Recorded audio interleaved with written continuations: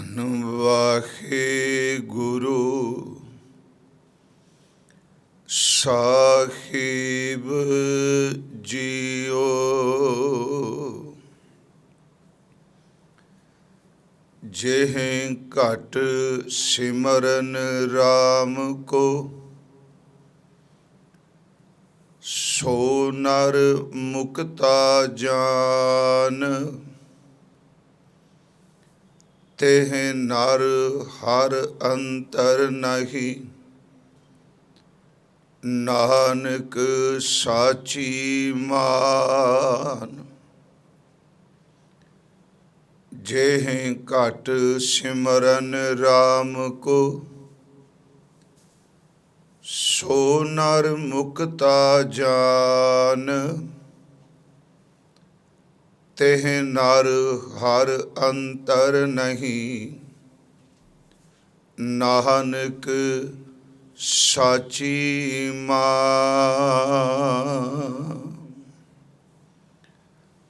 ਵਾਹਿਗੁਰੂ ਜੀ ਕਾ ਖਾਲਸਾ, ਵਾਹਿਗੁਰੂ ਜੀ ਕੀ ਫਤਿਹ।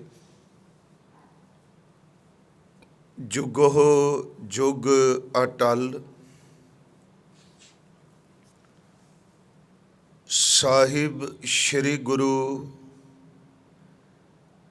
ਗ੍ਰੰਥ ਸਾਹਿਬ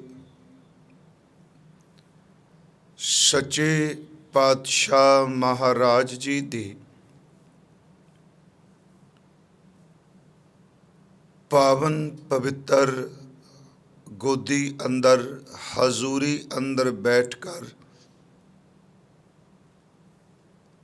ਨੌਵੇਂ ਸਤਿਗੁਰੂ ਸ਼੍ਰੀ ਗੁਰੂ ਤੇਗ ਬਹਾਦਰ ਜੀ ਮਹਾਰਾਜ ਹਜ਼ੂਰ ਦੇ ਅੰਮ੍ਰਿਤ ਸ਼ਲੋਕਾਂ ਦੀ ਵਿਚਾਰ ਆਪਾਂ ਕਰ ਰਹੇ ਹਾਂ। ਅੱਜ ਸਤਿਗੁਰੂ ਜੀ ਦੇ 43ਵੇਂ ਸ਼ਲੋਕ ਦਾ ਪਾਠ ਆਪ ਜੀ ਨੇ ਸਰਵਣ ਕੀਤਾ ਹੈ। ਆਓ ਸਤਿਗੁਰੂ ਗੁਰੂ ਤੇਗ ਬਹਾਦਰ ਮਹਾਰਾਜ ਜੀ ਦੇ ਸਨਮੁਖ ਅਰਦਾਸ ਬੇਨਤੀ ਕਰੀਏ। ਸਤਿਗੁਰੂ ਜੀ ਆਪ ਵਿੱਚ ਵਰਤ ਕੇ ਆਪਣੇ ਇਸ ਅੰਮ੍ਰਿਤ ਬਚਨ ਦੀ ਵਿਚਾਰ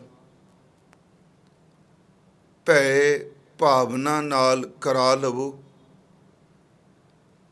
ਆਪ ਹਜ਼ੂਰ ਦੀ ਅਸੀਸ ਬਖਸ਼ੋ ਔਰ ਪਿਆਰ ਸਹਿਤ ਉਚਾਰਨ ਕਰੋ ਜੀ। ਸਤਨਾਮ ਸ੍ਰੀ ਵਾਹਿਗੁਰੂ ਜੀ।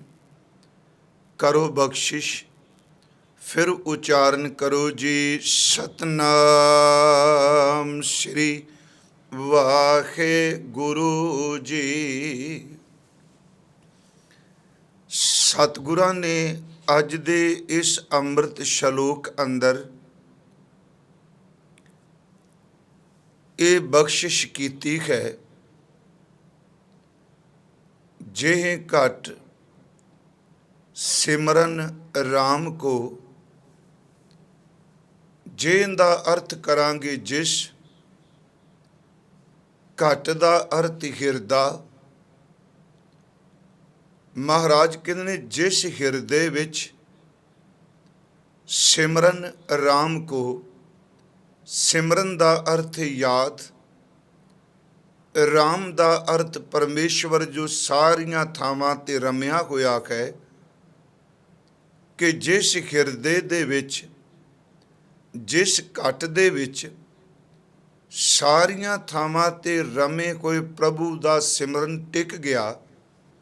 ਮਹਾਰਾਜ ਕਹਿੰਦੇ ਸੋ ਨਰ, ਉਹ ਇਨਸਾਨ, ਉਹ ਮਨੁੱਖ ਮੁਕਤਾ ਜਾਨ। ਜਿਸ ਹਿਰਦੇ ਵਿੱਚ ਪਰਮਾਤਮਾ ਦਾ ਸਿਮਰਨ ਟਿਕ ਗਿਆ, ਉਸ ਇਨਸਾਨ ਨੂੰ, ਉਸ ਨਰ ਨੂੰ ਬੰਧਨਾਂ ਤੋਂ ਮੁਕਤ ਹੋਇਆ ਜਾਣੂ। ਸਮਝੋ ਉਹ ਬੰਦਾ ਬੰਧਨ ਮੁਕਤ ਹੋ ਗਿਆ।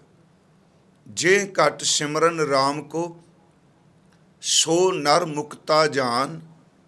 ਮਹਾਰਾਜ ਫਿਰ ਅੱਗੇ ਕਹਿੰਦੇ ਤੇਹ ਨਰ, ਤੇ ਨਰ ਦਾ ਅਰਥ ਕਰਾਂਗੇ ਤਿਸ ਮਨੁੱਖ ਹਰ ਅੰਤਰ ਨਹੀਂ।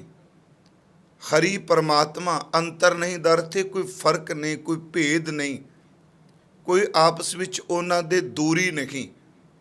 ਤੇ ਨਰ ਹਰ ਅੰਤਰ ਨਹੀਂ। ਜਿਸ ਹਿਰਦੇ ਵਿੱਚ ਸਿਮਰਨ ਟਿਕ ਗਿਆ ਉਹ ਇਨਸਾਨ ਮੁਕਤ ਹੈ। ਉਸ ਇਨਸਾਨ ਵਿੱਚ ਤੇ ਖਰੀ ਅੰਦਰ, ਤੇ ਨਰ ਹਰ ਅੰਤਰ ਨਹੀਂ, ਕੋਈ ਫਰਕ ਨਹੀਂ, ਕੋਈ ਦੂਰੀ ਨਹੀਂ। ਤੇ ਮਹਾਰਾਜ ਕਹਿੰਦੇ ਨੇ ਨਾਨਕ ਸਾਚੀ ਮਾਨ। ਧੰਨ ਗੁਰੂ ਤੇਗ ਬਹਾਦਰ ਸਾਹਿਬ ਜੀ ਬਖਸ਼ਿਸ਼ ਕਰਦੇ ਨੇ ਕਿ ਇਸ ਗੱਲ ਨੂੰ ਸੱਚ ਮੰਨ, ਇਹਨੂੰ ਸੱਚ ਜਾਣ। ਕਿਹੜੀ ਗੱਲ? ਜਿਸ ਹਿਰਦੇ ਵਿੱਚ ਪਰਮਾਤਮਾ ਦਾ ਸਿਮਰਨ ਟਿਕ ਗਿਆ ਉਹ ਇਨਸਾਨ ਬੰਧਨ ਮੁਕਤ ਹੋ ਗਿਆ। ਉਸ ਇਨਸਾਨ ਵਿੱਚ ਤੇ ਭਗਵਾਨ ਵਿੱਚ ਮਹਾਰਾਜ ਕਹਿੰਦੇ ਨੇ ਕੋਈ ਅੰਤਰ ਨਹੀਂ। ਇਹ ਸਤਿਗੁਰਾਂ ਨੇ ਅੱਜ ਦੇ ਇਸ ਅੰਮ੍ਰਿਤ ਸ਼ਲੋਕ ਦੀ ਸਾਨੂੰ ਬਖਸ਼ਿਸ਼ ਕੀਤੀ ਹੈ। ਪਿਛਲੇ ਦਿਨੀ ਕੁਝ ਸ਼ਲੋਕ ਅਸੀਂ ਇਸ ਨਾਲ ਸੰਬੰਧਿਤ ਪੜ੍ਹੇ ਸਨ। ਜਿਵੇਂ ਅੱਜ ਆਇਆ ਜੇ ਘਟ ਸਿਮਰਨ ਰਾਮ ਕੋ ਸੋ ਨਰ ਮੁਕਤਾ ਜਾਨ। ਪਹਿਲਾਂ ਤਾਂ ਇਹ ਬੇਨਤੀ ਕਰਾਂਗਾ ਕਿ ਜਿਸ ਹਿਰਦੇ ਵਿੱਚ ਸਿਮਰਨ ਟਿਕ ਜਾਏ, ਕਿਉਂਕਿ ਸਿਮਰਨ ਦਾ ਅੰਤਰ ਆਤਮੇ ਟਿਕ ਜਾਣਾ ਇਹ ਪਾਰ ਬ੍ਰਹਮ ਪਰਮੇਸ਼ਵਰ ਦੀ ਬੜੀ ਵੱਡੀ ਕਿਰਪਾ ਹੈ। ਉਂਝ ਚਲੋ ਆਪਾਂ ਕੋਈ ਅੱਧਾ ਘੰਟਾ, ਕੋਈ 2 ਮਿੰਟ, ਕੋਈ 10 ਮਿੰਟ, ਕੋਈ 20 ਮਿੰਟ, ਕਈ ਸੱਜਣ ਨਿਰੰਤਰ ਵੀ ਪਰਮੇਸ਼ਵਰ ਦੀ ਯਾਦ ਵਿੱਚ ਜੁੜੇ ਹੋਏ ਨੇ। ਪਰ ਫਿਰ ਵੀ ਆਪਾਂ ਦੇਖਦੇ ਹਾਂ ਵਕਤ ਅਨੁਸਾਰ ਇਨਸਾਨ ਇਬਾਦਤ ਵਿੱਚ ਜੁੜਦਾ ਹੈ ਤੇ ਜਦੋਂ ਬਾਹਰਮੁਖੀ ਸੰਸਾਰ ਵਿੱਚ ਵਿਚਰਦਾ ਹੈ, ਸੱਚ ਇਹ ਵੇ ਕਿ ਉਸ ਦੇ ਅੰਦਰ ਫਿਰ ਦੂਜੇ ਖਿਆਲ ਪ੍ਰਵੇਸ਼ ਕਰ ਜਾਂਦੇ ਆ, ਦੂਸਰੇ ਫੁਰਨੇ ਉੱਠਣ ਲੱਗ ਪੈਂਦੇ ਆ। ਜਿੰਨੀ ਦੇਰ ਤੱਕ ਸਿਮਰਨ ਸਰੋਵਰ ਦੇ ਵਿੱਚ ਚੁੱਭੀ ਮਾਰਦਾ ਹੈ ਤੇ ਉਨੀ ਦੇਰ ਤੱਕ ਇਹਨੂੰ ਅੰਦਰੋਂ ਠੰਡਕ ਮਹਿਸੂਸ ਹੁੰਦੀ ਏ। ਜਦੋਂ ਉਹਦੇ ਵਿੱਚੋਂ ਬਾਹਰ ਨਿਕਲਦਾ ਹੈ ਤੇ ਸੱਚਮੁੱਚ ਫਿਰ ਵਕਾਰਾਂ ਦੀ ਤਪਸ਼ ਤੇ ਤੱਤੀ ਲੂ ਇਹਦੇ ਤਨ ਦੇ ਉੱਤੇ ਆਪਣਾ ਪ੍ਰਭਾਵ ਪਾ ਜਾਂਦੀ ਹੈ। ਇੱਥੇ ਸਤਿਗੁਰੂ ਨੇ ਕਿਹਾ ਜਿਸ ਘਟ ਵਿੱਚ, ਜਿਸ ਹਿਰਦੇ ਵਿੱਚ ਸਿਮਰਨ ਟਿਕ ਗਿਆ। ਹੁਣ ਉਹ ਸੱਜਣ ਭਾਵੇਂ ਜ਼ਬਾਨ ਨਾਲ ਬੋਲੇ ਵੀ ਨਾ, ਉਹ ਸਾਡੀ ਤਰ੍ਹਾਂ ਮੈਂ ਬੇਨਤੀ ਕਰਾਂ ਕਿ ਉੱਚੀ ਉੱਚੀ ਕੂਕੇ ਵੀ ਨਾ, ਜਿਸ ਦੇ ਧੁਰ ਅੰਦਰ ਸਿਮਰਨ ਚਲਾ ਜਾਏ ਪਿਆਰਿਓ, ਉਹ ਅੱਠੇ ਪੈਰ ਬਿਨਾਂ ਬੋਲਣ ਤੋਂ ਵੀ ਉਹਦੇ ਅੰਦਰ ਆਪਣੇ ਆਪ ਪਰਮਾਤਮਾ ਦਾ ਚਿੰਤਨ ਚੱਲੀ ਜਾਂਦਾ ਹੈ। ਉਸ ਘਟ ਵਿੱਚ ਹਿਰਦੇ ਵਿੱਚ ਵਸ ਗਿਆ। ਉਂਝ ਵੈਸੇ ਕੋਈ ਘਟ ਐਸਾ ਨਹੀਂ ਜਿਸ ਘਟ ਵਿੱਚ ਸਿਮਰਨ ਨਹੀਂ। ਇੱਥੇ ਮਹਾਰਾਜ ਨੇ ਕਿਹਾ ਸਿਮਰਨ ਰਾਮ ਕੋ। ਦੇਖੋ ਕਈ ਐਸੇ ਸਿਮਰਨ ਨੇ, ਐਸੀਆਂ ਯਾਦਾਂ ਨੇ ਜਿਨ੍ਹਾਂ ਨੂੰ ਆਪਾਂ ਨਾਮ ਦੀ ਤਰ੍ਹਾਂ ਰੋਜ਼ ਪੁਕਾਰਦੇ ਵੀ ਨਹੀਂ, ਪਰ ਉਹ ਅਚਨਚੇਤ ਸਾਡੇ ਅੰਦਰ ਚੱਲੀ ਜਾ ਰਹੇ ਨੇ, ਉਹਨਾਂ ਨੂੰ ਰਟਣ ਦੀ ਕੋਈ ਲੋੜ ਨਹੀਂ। ਜਿਵੇਂ ਕੋਈ ਇਨਸਾਨ ਆਪਣੇ ਬਿਜ਼ਨਸ ਨੂੰ ਰੋਜ਼ ਮਾਲਾ ਪਕੜ ਕੇ ਜਪਦਾ ਤੇ ਨਹੀਂ ਨਾ, ਉਹ ਰੋਜ਼ ਆਪਣੀ ਦੁਕਾਨ ਨੂੰ ਪੁਕਾਰਦਾ ਤੇ ਨਹੀਂ ਨਾ, ਪਰ ਉਸ ਦੀ ਦੁਕਾਨ ਉਹਦੇ ਧੁਰ ਅੰਦਰ ਇੰਨੀ ਕੁ ਵਸੀ ਹੋਈ ਏ, ਉਹਨੂੰ ਬੋਲਣ ਦੀ ਲੋੜ ਨਹੀਂ, ਉਹਦਾ ਚਿੰਤਨ ਆਪਣੇ ਆਪ ਹੀ ਅੰਦਰ ਚੱਲੀ ਜਾ ਰਿਹਾ। ਕੋਈ ਇਨਸਾਨ ਆਪਣੇ ਬੱਚਿਆਂ ਨੂੰ, ਆਪਣੇ ਪਰਿਵਾਰ ਨੂੰ ਇਸ ਤਰ੍ਹਾਂ ਨਹੀਂ ਪੁਕਾਰਦਾ ਜਿਵੇਂ ਅੰਮ੍ਰਿਤ ਵੇਲੇ ਆਪਾਂ ਪੁਕਾਰਨੇ, ਪਰ ਉਹ ਧੁਰ ਅੰਦਰ ਮੋਹ ਦੀ ਤੰਦ ਬੈਠੀ ਹੋਈ ਹੈ, ਉਹ ਸਿਮਰਨ ਆਪਣੇ ਆਪ ਹੀ ਚੱਲ ਰਿਹਾ ਹੈ। ਇਨਸਾਨ ਕੋਈ ਐਸਾ ਨਹੀਂ ਜਿਹਦੇ ਅੰਦਰ ਸਿਮਰਨ ਨਹੀਂ, ਪਰ ਫਰਕ ਇੰਨਾ ਹੈ ਕਿਸੇ ਅੰਦਰ ਸੰਸਾਰ ਦਾ ਸਿਮਰਨ ਚੱਲਦਾ ਹੈ ਤੇ ਕਿਸੇ ਅੰਦਰ ਕਰਤਾਰ ਦਾ ਸਿਮਰਨ ਚੱਲਦਾ ਹੈ। ਫਰਕ ਇੰਨਾ ਹੈ ਕਿਸੇ ਅੰਦਰ ਧਨ ਦਾ ਸਿਮਰਨ ਚੱਲਦਾ ਹੈ ਤੇ ਕਿਸ ਦੇ ਅੰਦਰ ਪਰਮਾਤਮਾ ਦੇ ਨਾਮ ਧਨ ਦਾ ਸਿਮਰਨ ਚੱਲਦਾ ਹੈ।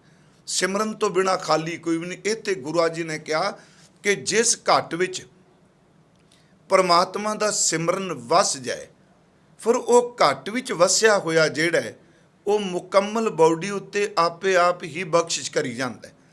ਕਈ ਵਾਰੀ ਮਨ 'ਚ ਇਹ ਵੀ ਆਉਂਦਾ ਹੈ ਕਿ ਜਦੋਂ ਅਸੀਂ ਜਾਗਨੇ ਹਾਂ ਤੇ ਜ਼ਬਾਨ ਨਾਲ ਬੋਲਨੇ ਹਾਂ ਪਰਮਾਤਮਾ ਨੂੰ, ਜਾਗਨੇ ਅਸੀਂ ਕੰਨਾਂ ਨਾਲ ਸੁਣਨੇ ਹਾਂ, ਪਰ ਜਦੋਂ ਆਪਾਂ ਸੌਂ ਜਾਂਦੇ ਹਾਂ ਤੇ ਇਹ ਸਾਡੇ ਇੰਦਰੇ ਨਾ ਜ਼ਬਾਨ ਕੰਮ ਕਰ ਰਹੀ ਹੈ, ਨਾ ਕੰਨ ਕੰਮ ਕਰ ਰਹੇ ਨੇ, ਨੇਤਰ ਇਨਸਾਨ ਦੇ ਮੁੰਦੇ ਹੋਏ ਨੇ।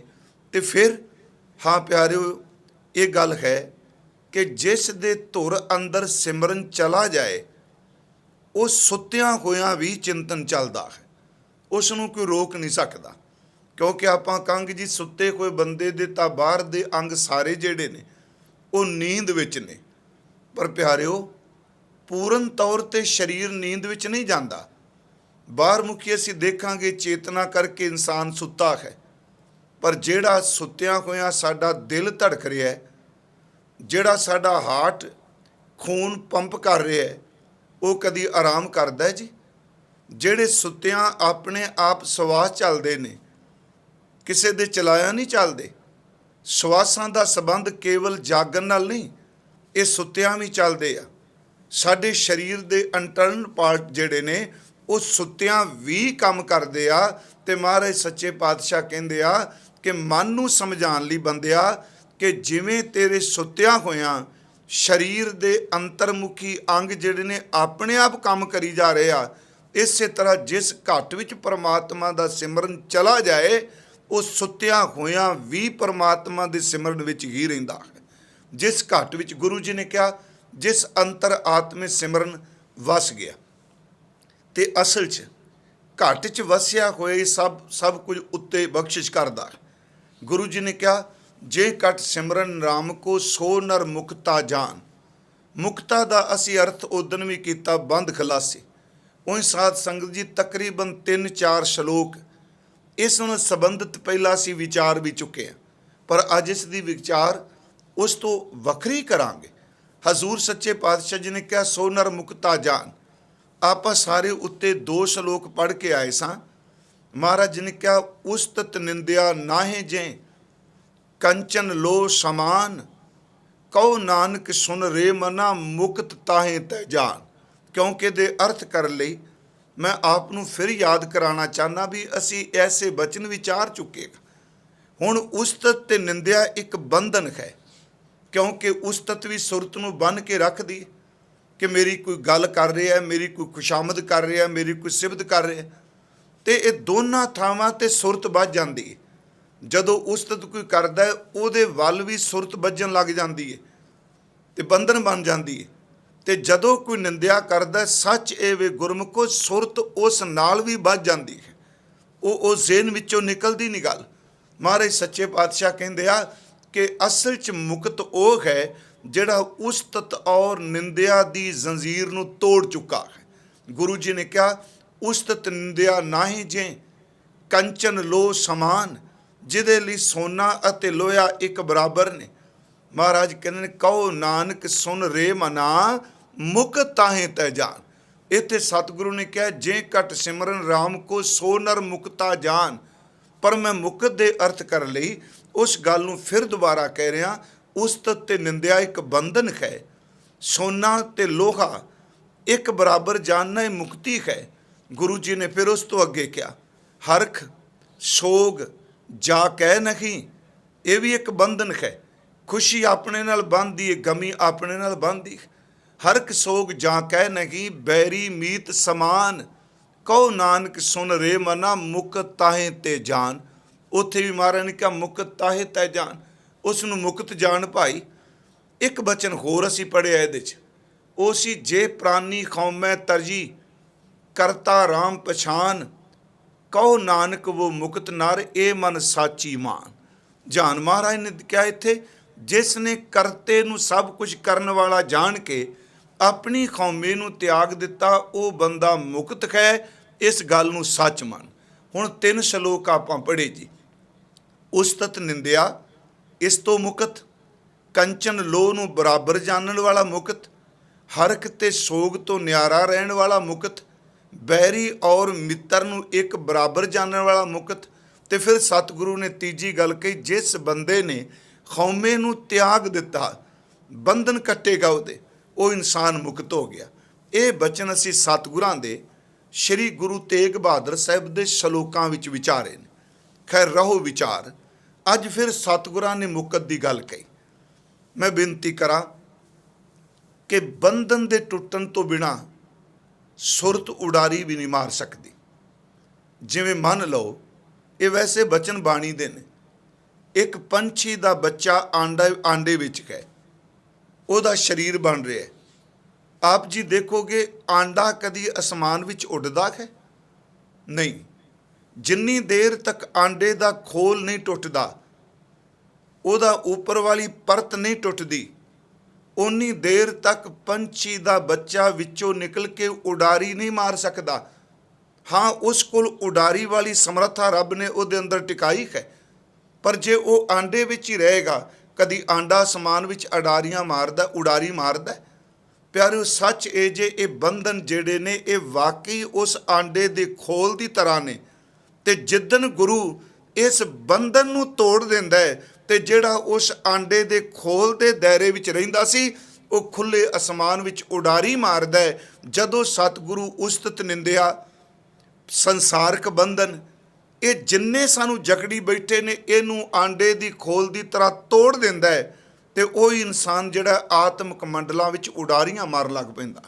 ਇਸ ਨੂੰ ਸਤਿਗੁਰੂ ਨੇ ਬਾਣੀ ਵਿੱਚ ਇੱਕ ਸ਼ਬਦ ਵਰਤਿਆ, ਫੂਟੋ ਆਂਡਾ ਭਰਮ ਕਾ। ਇਹ ਗੁਰੂ ਗ੍ਰੰਥ ਸਾਹਿਬ ਵਿੱਚ ਬਚਨ ਹੈ। ਭਰਮ ਦਾ ਆਂਡੇ ਦਾ ਖੋਲ ਟੁੱਟ ਗਿਆ। ਫੂਟੋ ਆਂਡਾ ਭਰਮ ਕਾ, ਮਨੈ ਭਇਓ ਪ੍ਰਗਾਸ਼, ਮਨ ਦੇ ਵਿੱਚ ਚਾਨਣ ਹੋ ਗਿਆ, ਪਰਮਾਤਮਾ ਦਾ ਨਾਮ ਅੰਦਰ ਟਿਕਿਆ।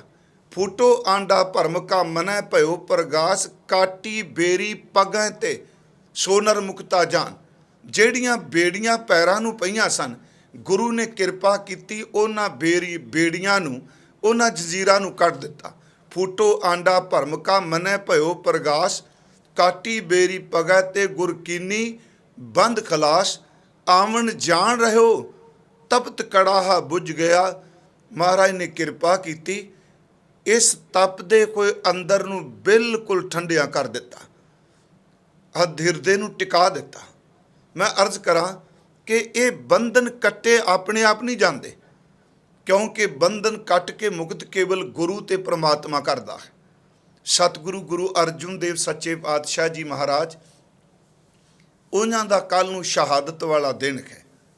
ਮੈਂ ਅੱਜ ਕੁਛ ਉਹਨਾਂ ਦੀ ਬਾਣੀ ਚੋਂ ਤੇ ਇਤਿਹਾਸ ਵਿੱਚੋਂ ਵੀ ਉਦਾਹਰਨ ਉਹਨਾਂ ਦੀ ਹੀ ਬਾਣੀ ਵਿੱਚ ਵੀ ਬੇਨਤੀ ਕਰਨੀ ਚਾਹੁੰਦਾ, ਕਿਉਂਕਿ ਮੈਨੂੰ ਪਤਾ ਸੰਗਤਾਂ ਆਪਣੇ ਘਰਾਂ ਵਿੱਚ ਨੇ, ਉਸ ਤਰ੍ਹਾਂ ਉਤਸ਼ਾਹਤ ਹੋ ਕੇ ਆਪ ਜੀ ਗੁਰਦੁਆਰੇ ਨਹੀਂ ਪਹੁੰਚ ਸਕੇ, ਕਿਤੇ ਥੋੜ੍ਹੇ ਟਾਵੀਆਂ ਸੰਗਤ ਜਾ ਵੀ ਰਹੀ ਹੈ, ਪਰ ਫਿਰ ਵੀ ਆਪਾਂ ਗੁਰੂ ਅਰਜਨ ਦੇਵ ਜੀ ਨੂੰ ਆਪਣੇ ਹਿਰਦੇ ਘਰ ਵਿੱਚ ਵਸਾ ਕੇ, ਇਸ ਘਰ 'ਚ ਬਹਿ ਕੇ ਹਿਰਦੇ ਘਰ ਵਿੱਚ ਵਸਾ ਕੇ ਸਤਿਗੁਰੂ ਗੁਰੂ ਅਰਜਨ ਦੇਵ ਜੀ ਦੀ ਬਾਣੀ ਨਾਲ ਜੁੜਨਾ ਹੈ। ਸਤਿਗੁਰੂ ਗੁਰੂ ਅਰਜਨ ਦੇਵ ਨੂੰ ਪੁੱਛੀਏ ਮਹਾਰਾਜ ਕਿ ਬੰਧਨ ਕਿਵੇਂ ਕੱਟੇ ਜਾਂਦੇ ਆ। ਸਤਿਗੁਰਾਂ ਦੇ ਸੁਖਮਨੀ ਸਾਹਿਬ ਦੇ 2 ਬਚਨ ਮੈਂ ਆਪ ਨਾਲ ਸਾਂਝੇ ਕਰਾਂਗਾ, ਤੇ ਸਵੇਰੇ ਵੀ ਮੈਂ ਮੰਜੀ ਸਾਹਿਬ ਬੇਨਤੀ ਕਰਕੇ ਆਇਆ ਸਾਧ ਸੰਗਤ ਜੀ ਕਿ ਜਿਹੜੀ ਗੁਰਬਾਣੀ ਹੈ ਨਾ, ਮੈਂ ਰੋਜ਼ ਕਹਿ ਰਿਹਾ, ਚਲੋ ਇਸ ਗੱਲ ਨੂੰ, ਇਹ ਕੇਵਲ ਅੱਖਰ ਨਹੀਂ, ਇਹ ਨਹੀਂ ਕੇਵਲ ਕਵਿਤਾ ਹੈ। ਸਤਿਗੁਰੂ ਆਪ ਇਹਦੇ ਵਿੱਚ ਉਹਨਾਂ ਦਾ ਧੁਰ ਆਪਾ ਸਮਾਇਆ ਹੋਇਆ। ਉਂਝ ਤਾਂ ਸਿਆਣੇ ਬੰਦੇ ਵੀ ਕਹਿੰਦੇ ਆ, ਜਿਹੜੇ ਸਾਹਿਤਕਾਰ ਨੇ, ਉਹ ਕਹਿੰਦੇ ਨੇ ਲਿਖਾਰੀ ਦਾ ਅੰਦਰ ਜਿਹੜਾ ਹੈ ਲਿਖਤ ਵਿੱਚ ਸਮਾਇਆ ਹੁੰਦਾ ਹੈ, ਲਿਖਤ ਵਿੱਚ ਲਿਖਾਰੀ ਸਮਾਇਆ ਹੈ। ਜੇ ਬੋਧਿਕ ਤਲ ਤੇ ਲਿਖਣ ਵਾਲਾ ਇਹ ਕਹਿ ਰਿਹਾ ਹੈ, ਤੇ ਜਦੋਂ ਅਸੀਂ ਸਤਿਗੁਰੂ ਕੀ ਬਾਣੀ ਪੜ੍ਹਦੇ ਹਾਂ, ਧੰਨ ਗੁਰੂ ਅਰਜਨ ਦੇਵ ਮਹਾਰਾਜ ਜੀ ਨੂੰ ਕੋਈ ਖਤਮ ਕਰ ਸਕਿਆ? ਭਾਵੇਂ ਉਬਲ ਦੀ ਦੇਗ ਹੈ, ਤਪ ਦੀ ਤਵੀ ਹੈ, ਤਪ ਦੀ ਰੇਤ ਹੈ, ਤਪਾਉਣ ਵਾਲੇ ਤਾਂ ਦੁਨੀਆ ਤੋਂ ਕੂਚ ਕਰ ਗਏ, ਪਰ ਗੁਰੂ ਅਰਜਨ ਦੇਵ ਦਾ ਅੰਦਰ ਇੰਨਾ ਕੁ ਠੰਡਾ ਹੈ। ਧੰਨ ਗੁਰੂ ਅਰਜਨ ਦੇਵ, ਉਹ ਇੱਕ ਥਾਂ ਤੋਂ ਵਜੂਦ ਖਤਮ ਕਰਨਾ ਚਾਹੁੰਦੇ ਸਨ, ਪਰ ਗੁਰੂ ਅਰਜਨ ਦੇਵ ਕਰੋੜਾਂ ਸਿੱਖਾਂ ਦੇ ਹਿਰਦਿਆਂ ਵਿੱਚ ਅੱਜ ਵੀ ਨਿਵਾਸ ਕਰਦਾ ਹੈ। ਉਹ ਆਪਣੇ ਅੰਦਰ ਦੀ ਠੰਡ ਸਿੱਖਾਂ ਦੇ ਅੰਦਰ ਨੂੰ ਦਿੰਦਾ ਹੈ। ਸੁਖਮਨੀ ਸਾਹਿਬ ਸਤਿਗੁਰੂ ਦਾ ਪੜ੍ਹਨੇ ਆ, ਤੇ ਇੱਕ ਵਾਰੀ ਦਾਸ ਨੇ ਕਿਹਾ ਸੀ, ਸੁਖਮਨੀ ਦੇ ਅਰਥ ਨੇ ਸੁਖ ਮਨ ਈ, ਮਨ ਨੂੰ ਸੁਖ ਦੇਣ ਵਾਲੀ, ਤੇ ਸੁਖਮਨੀ ਦਾ ਨਿਵਾਸ ਭਗਤ ਜਨਾਂ ਦੇ ਧੁਰ ਅੰਤਰ ਆਤਮਿਕ ਹੁੰਦਾ ਹੈ, ਜਿਹਨੂੰ ਅਸੀਂ ਸੁਖਮਨੀ ਸਾਹਿਬ 'ਚ, ਹਾਂ ਇਹ 3 ਵਾਰੀ ਆਇਆ ਜੀ ਸੁਖਮਨੀ ਸ਼ਬਦ ਸੁਖਮਨੀ ਸਾਹਿਬ ਜੀ ਦੇ ਪਾਠ 'ਚ, ਪਰ 3 ਵਾਰੀ ਨੰਨੇ ਨਾਲ ਆਇਆ, ਨਾਣੇ ਨਾਲ ਨਹੀਂ ਆਇਆ। ਸੁਖਮਨੀ, ਗੌੜੀ ਸੁਖਮਨੀ, ਸੁਖਮਣੀ ਨਹੀਂ। महाराज सच्चे पातशाह कहते सुख मनी सुख अमृत प्रभ नाम, मन नूं सुख देण वाला, मन नूं शांति देण वाला परमेश्वर दा नाम है। भगत जना कै मन विश्राम, भगतां दे एक हिरदे विच वसदा। जिवें गुरु तेग बहादुर साहब कहने जे घट सिमरन राम को, ते गुरु अर्जुन देव महाराज कह रहे आ कि सुख मनी सुख अमृत प्रभ नाम, भगत जना कै मन विश्राम। उंज अभ्यास बाणी दा किसे दे कहण नहीं छड्डना। ਜਿਹੜਾ ਬੰਦਾ ਕਿਸੇ ਬੋਧਕ ਤਲ ਤੇ ਬੰਦੇ ਦੇ ਖਿਆਲ ਸੁਣ ਕੇ ਉਹਦੀਆਂ ਵਿਚਾਰਾਂ ਤੋਂ ਪ੍ਰਭਾਵਿਤ ਹੋ ਕੇ ਗੁਰਬਾਣੀ ਦਾ ਪਾਠ ਗੁਰਬਾਣੀ ਦਾ ਅਭਿਆਸ ਛੱਡਦਾ, ਮੈਂ ਸੋਚਾਂਗਾ ਇਦੋਂ ਵੱਡੀ ਬਦਕਿਸਮਤੀ ਇਨਸਾਨ ਦੀ ਕੋਈ ਹੋ ਨਹੀਂ ਸਕਦੀ। ਮਹਾਰਾਜ ਅੱਗੇ ਤਾਂ ਰੋਜ਼ ਅਸੀਂ ਕਹਿੰਦੇ ਹਾਂ ਦਾਤਾ ਕਿ ਸਹੀ ਗੁਰਮੁਖ ਪਿਆਰੇ ਮੇਲ, ਜਿਨ੍ਹਾਂ ਮਿਲਿਆ ਤੇਰਾ ਨਾਮ ਚਿਤਾਵੈ, ਤੇ ਜਿਨ੍ਹਾਂ ਨੂੰ ਮਿਲ ਕੇ ਗੁਰੂ ਚਿੱਤ ਵਿੱਚੋਂ ਕੱਢ ਦਿੱਤਾ ਜਾਏ ਪਿਆਰਿਓ ਕਾਹਦਾ ਮਿਲਣਾ।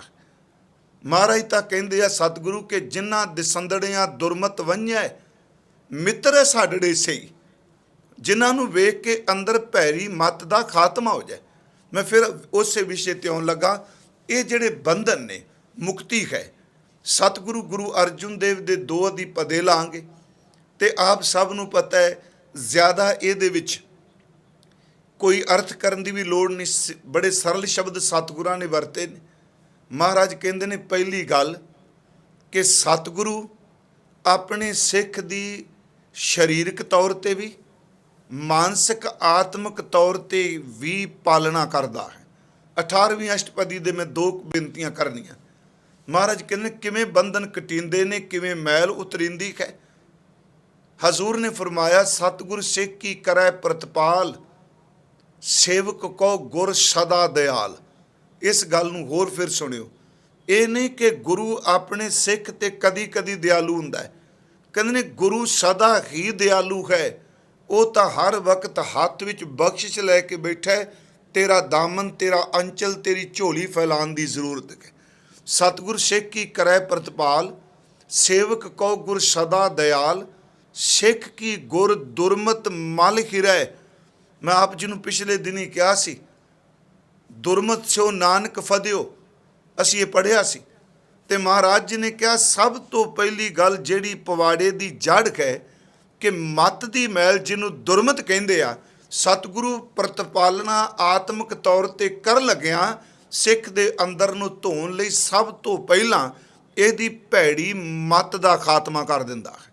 ਦੁਰਮਤ ਦੀ ਮੈਲ ਖੁਰਚ ਕੇ ਐ ਚੰਗੀ ਤਰ੍ਹਾਂ ਬਾਹਰ ਕੱਢ ਦਿੰਦਾ ਹੈ। ਮਹਾਰਾਜ ਕਹਿੰਦੇ ਸਤਿਗੁਰ ਸਿੱਖ ਕੀ ਕਰੈ ਪ੍ਰਤਪਾਲ, ਸੇਵਕ ਕੋ ਗੁਰ ਸਦਾ ਦਿਆਲ, ਸਿੱਖ ਕੀ ਗੁਰ ਦੁਰਮਤ ਮਲ ਕੀ ਰਹਿ। ਜਦੋਂ ਮੈਲ ਖੁਰਚੀ ਗਈ ਗੁਰ ਬਚਨੀ ਖਰ ਨਾਮ ਉਚਰੈ। ਸਿੱਖ ਆਪਣੇ ਗੁਰੂ ਦੇ ਬਚਨਾਂ ਰਾਹੀਂ ਪਰਮੇਸ਼ਵਰ ਦੇ ਨਾਮ ਨੂੰ ਉਚਰਦਾ ਹੈ। ਗੁਰ ਬਚਨੀ ਖਰ ਨਾਮ ਉਚਰੈ। ਅੱਗੇ ਮਹਾਰਾਜ ਕਹਿੰਦੇ ਨੇ ਕਿ ਸਤਿਗੁਰ ਸਿੱਖ ਕੇ ਬੰਧਨ ਕਾਟੈ। ਗੁਰੂ ਆਪਣੇ ਸਿੱਖ ਦੇ ਬੰਧਨਾਂ ਨੂੰ ਕੱਟ ਦਿੰਦਾ ਹੈ। ਮੈਂ ਤਾਂ ਅੱਜ ਕਿਹਾ ਵੀ ਜਿਹਦੇ ਅੰਦਰ ਸਿਮਰਨ ਚਲਾ ਜਾਏ, ਗੁਰੂ ਤੇਗ ਬਹਾਦਰ ਜੀ ਕਹਿੰਦੇ ਨੇ ਉਹ ਬੰਧਨ ਮੁਕਤ ਹੈ। ਤੇ ਗੁਰੂ ਅਰਜੁਨ ਦੇਵ ਕਹਿੰਦੇ ਨੇ ਇਹ ਆਪਣੇ ਆਪ ਨਹੀਂ, ਅਸਲ 'ਚ ਘੱਟ ਵਿੱਚ ਸਿਮਰਨ ਤਾਂ ਵਸਦਾ ਹੈ ਜਦੋਂ ਸਤਿਗੁਰੂ ਕਿਰਪਾ ਕਰਦਾ ਹੈ ਤੇ ਗੁਰ ਪ੍ਰਸਾਦ ਸਿੱਖ ਦੇ ਬੰਧਨ ਕੱਟ ਦਿੰਦੀ ਹੈ। ਸਤਿਗੁਰ ਸਿੱਖ ਕੇ ਬੰਧਨ ਕਾਟੈ, ਗੁਰ ਕਾ ਸਿੱਖ ਬੇਕਾਰ ਤੇ ਖਾਟੈ। ਪਿਆਰਿਓ ਆਪਣੇ ਆਪ ਉਸ ਬੰਧਨ ਤੋਂ ਮੁਕਤ ਹੋ ਗਿਆ। ਸਤਿਗੁਰ ਸਿੱਖ ਕੇ ਬੰਧਨ ਕਾਟੈ, ਗੁਰ ਕਾ ਸਿੱਖ ਬੇਕਾਰ ਤੇ ਹਟੈ। ਸਤਿਗੁਰ ਸਿੱਖ ਕੋ ਨਾਮ ਧਨ ਦੇ। ਬੰਧਨ ਕੱਟਣਾ ਕੇਵਲ ਬੋਧਕ ਤੌਰ ਤੇ ਨਹੀਂ ਜੇ ਅਸੀਂ ਮੁਕਤ ਹੋ ਗਏ ਜੀ। ਮਹਾਰਾਜ ਕਹਿੰਦੇ ਨੇ ਅਸਲ 'ਚ ਜਦੋਂ ਗੁਰੂ ਘੱਟ ਵਿੱਚ ਨਾਮ ਧਨ ਦੇ ਦਿੰਦਾ ਉਦੋਂ ਮੈਲ ਵੀ ਕਟੀਵੇਗੀ, ਬੰਧਨ ਵੀ ਜਾਣਗੇ। ਮਹਾਰਾਜ ਸ਼ਬਦ ਵਰਤ ਰਿਹਾ ਸਤਿਗੁਰ ਸਿੱਖ ਕੋ ਨਾਮ ਧਨ ਦੇ, ਗੁਰ ਕਾ ਸਿੱਖ ਵੱਡ ਭਾਗੀ ਹੈ। ਵੱਡਿਆਂ ਭਾਗਾਂ ਵਾਲਾ ਗੁਰੂ ਕਾ ਸਿੱਖ। ਫਿਰ ਮਹਾਰਾਜ ਕਹਿੰਦੇ ਸਤਿਗੁਰ ਸਿੱਖ ਕਾ ਖਾਲਤ ਪਲਤ ਸਵਾਰੈ, ਨਾਨਕ ਸਤਿਗੁਰ ਸਿੱਖ ਕੋ ਜੀ ਨਾਲ ਸਮਾਰੈ। ਇਹ ਲੋਕ ਵੀ ਤੇ ਪਰਲੋਕ ਵੀ, ਖਾਲਤ ਪਲਤ, ਇੱਥੈ ਉੱਥੈ, ਇਹਾਂ ਉਹਾਂ, ਆਗੈ ਪਾਛੈ, ਇਹ ਸਾਰੇ ਸ਼ਬਦ ਸਤਿਗੁਰਾਂ ਨੇ ਬਾਣੀ 'ਚ ਵਰਤੇ ਆ। ਸਤਿਗੁਰ ਸਿੱਖ ਕਾ ਖਾਲਤ ਪਲਤ ਸਵਾਰੈ, ਨਾਨਕ ਸਤਿਗੁਰ ਸਿੱਖ ਕੋ ਜੀ ਨਾਲ ਸਮਾਰੈ। ਹੁਣ ਇਸ ਪਦੇ 'ਚ 18ਵੀਂ ਅਸ਼ਟਪਦੀ ਦਾ ਇਹ ਪਹਿਲਾ ਪਦਾ ਹੈ। ਮੈਂ ਪਾਠ ਕੀਤਾ, ਆਪ ਨੇ ਸੁਣਿਆ, ਆ ਪਾਠ ਕਰਨ ਵਾਲੇ ਵੀ ਸੁਣ ਰਹੇ। ਹੁਣ ਇਸ ਪਦੇ ਵਿੱਚ ਕਿਸੇ ਵੀ ਤੁਕ ਵਿੱਚ ਇਹ ਨਹੀਂ ਕਿਹਾ ਵੀ ਸਿੱਖ ਆਹ ਕਰਦਾ ਤੇ ਗੁਰੂ ਤਾਂ ਕਰਦਾ ਹੈ।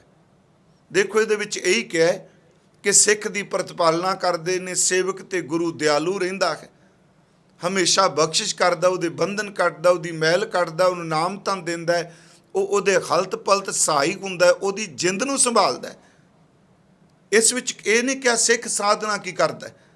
ਇਸ ਤੋਂ ਅਗਲਾ ਜਿਹੜਾ ਪਦਾ ਹੈ ਉਸ ਵਿੱਚ ਦੱਸਿਆ ਕਿ ਸਿੱਖ ਕੀ ਕਰਦਾ ਹੈ, ਕਿਹਦੇ ਬੰਧਨ ਕੱਟੇ ਜਾਂਦੇ ਆ।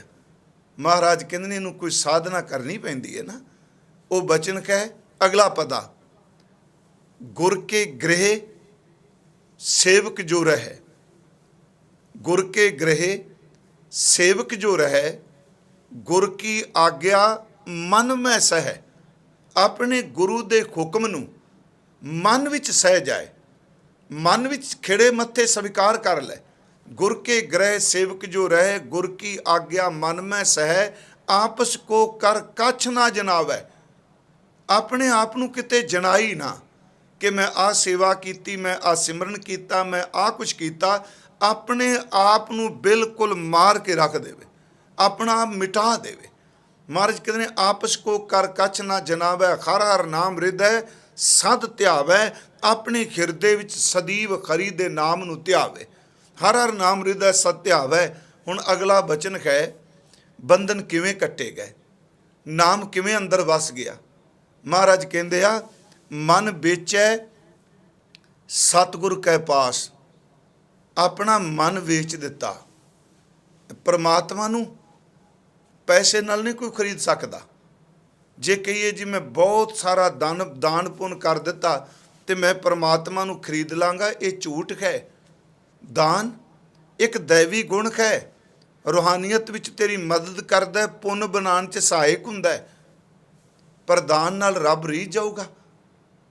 इसे करके बाणी विच गुरु अर्जुन देव जी का एक वचन है, हजूर ने कहा सम्मन जाओ उस प्रेम की दम को होती साठ। जे दमड़ियां नाल पैसियां नाल इन्हां चीज़ां नाल रब दा वट्टा सट्टा हो जांदा भी मैं तेनू इन्ने दे दिते, तू इहदे बदले मैनू ये दे दे, ते मैं फिर बेनती करांगा गुरमुखो सतगुरु दे घर च जां परमेश्वर दे नाम ते कुछ भी दे के किसी किस्म की भी सतगुरु के घर च सेवा करके इस फुरने नूं मत पालियो कि मैं आखिर इन्ना ही सेवा की, ये बदले आ तां मिलूगा ना। इसदा मतलब वो सौदेबाजी है। सतगुरु ने बाणी च बचन कहा, कहते रावण ने अपने इष्ट नूं खुश कर ले। तो यह भी बेनती गुरु ग्रंथ साहिब चों मैं कर रहा कि रावण ने अपने इष्ट नूं खुश कर ली, अपना सीस वढ के भेट दिता। जे पैसे नाल खरीदना हुंदा ते उहदे कोल कोई रुपये की कमी सी जी। सोने की लंका का मालक दा मतलब जिस कोल पैसे की कमी कोई नहीं। महाराज कहंदे ने सम्मन जाओ उस प्रेम की दम को होती साठ। जे दमड़ियां नाल प्रेम मिलदा हुंदा रावण होते सो रंक ने जिन सिर दीने काठ। रावण कोई कंगाल सी, अपने इष्ट अगे सिर रख दिते उन्हें। इसे करके कबीर जी ने कहा कि कंचन स्यों पाईऐ नहीं तोल। सोने नाल तोल के परमात्मा नहीं मिलता, मन दे राम लिया है मोल।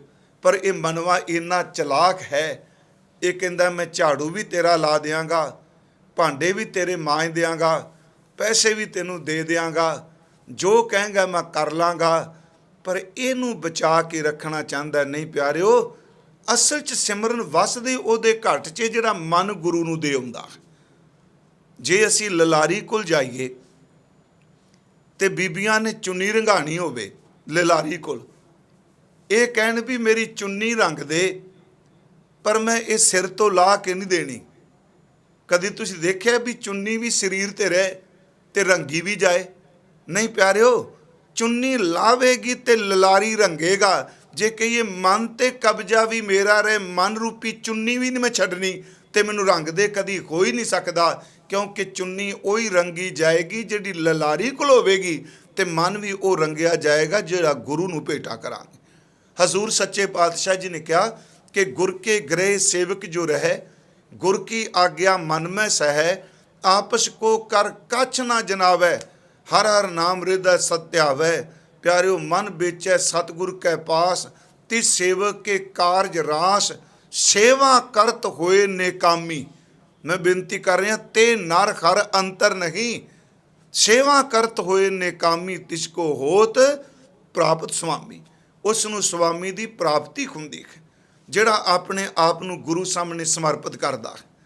ਧੰਨ ਗੁਰੂ ਅਰਜੁਨ ਦੇਵ ਸੱਚੇ ਪਾਤਸ਼ਾਹ ਮਹਾਰਾਜ, ਉਹਨਾਂ ਨੇ ਅਨੇਕਾਂ ਸਾਡੇ ਤੇ ਬਖਸ਼ਾਂ ਕੀਤੀਆਂ। ਮੈਂ ਸੁਬਾਹ ਵੀ ਅਰਜ਼ ਕੀਤੀ, ਸਭ ਤੋਂ ਵੱਡੀ ਕਿਰਪਾ, ਸਭ ਤੋਂ ਵੱਡੀ ਬਖਸ਼ਿਸ਼ ਜਿਹਦੇ ਕਰਕੇ ਸਿੱਖ ਅੱਜ ਜਿਉਂਦਾ ਹੈ, ਜਿਸ ਕਰਕੇ ਸਿੱਖ ਦੇ ਅੰਦਰ ਰੂਹਾਨੀਅਤ ਦੇ ਖੂਨ ਜਿਹੜਾ ਉਹ ਦੌੜਦਾ ਹੈ, ਸਭ ਤੋਂ ਵੱਡੀ ਕਿਰਪਾ ਜਿਹੜੀ ਸਾਨੂੰ ਨਿਰਮਲਤਾਈ ਤੇ ਨਿਆਰਾਪਨ ਦਿੰਦੀ ਹੈ, ਉਹ ਕਿਰਪਾ ਹੈ ਧੰਨ ਗੁਰੂ ਗ੍ਰੰਥ ਸਾਹਿਬ ਜੀ ਦੀ ਸੰਪਾਦਨਾ ਕਰਕੇ ਪ੍ਰਕਾਸ਼ ਕਰਾ ਦੇਣਾ।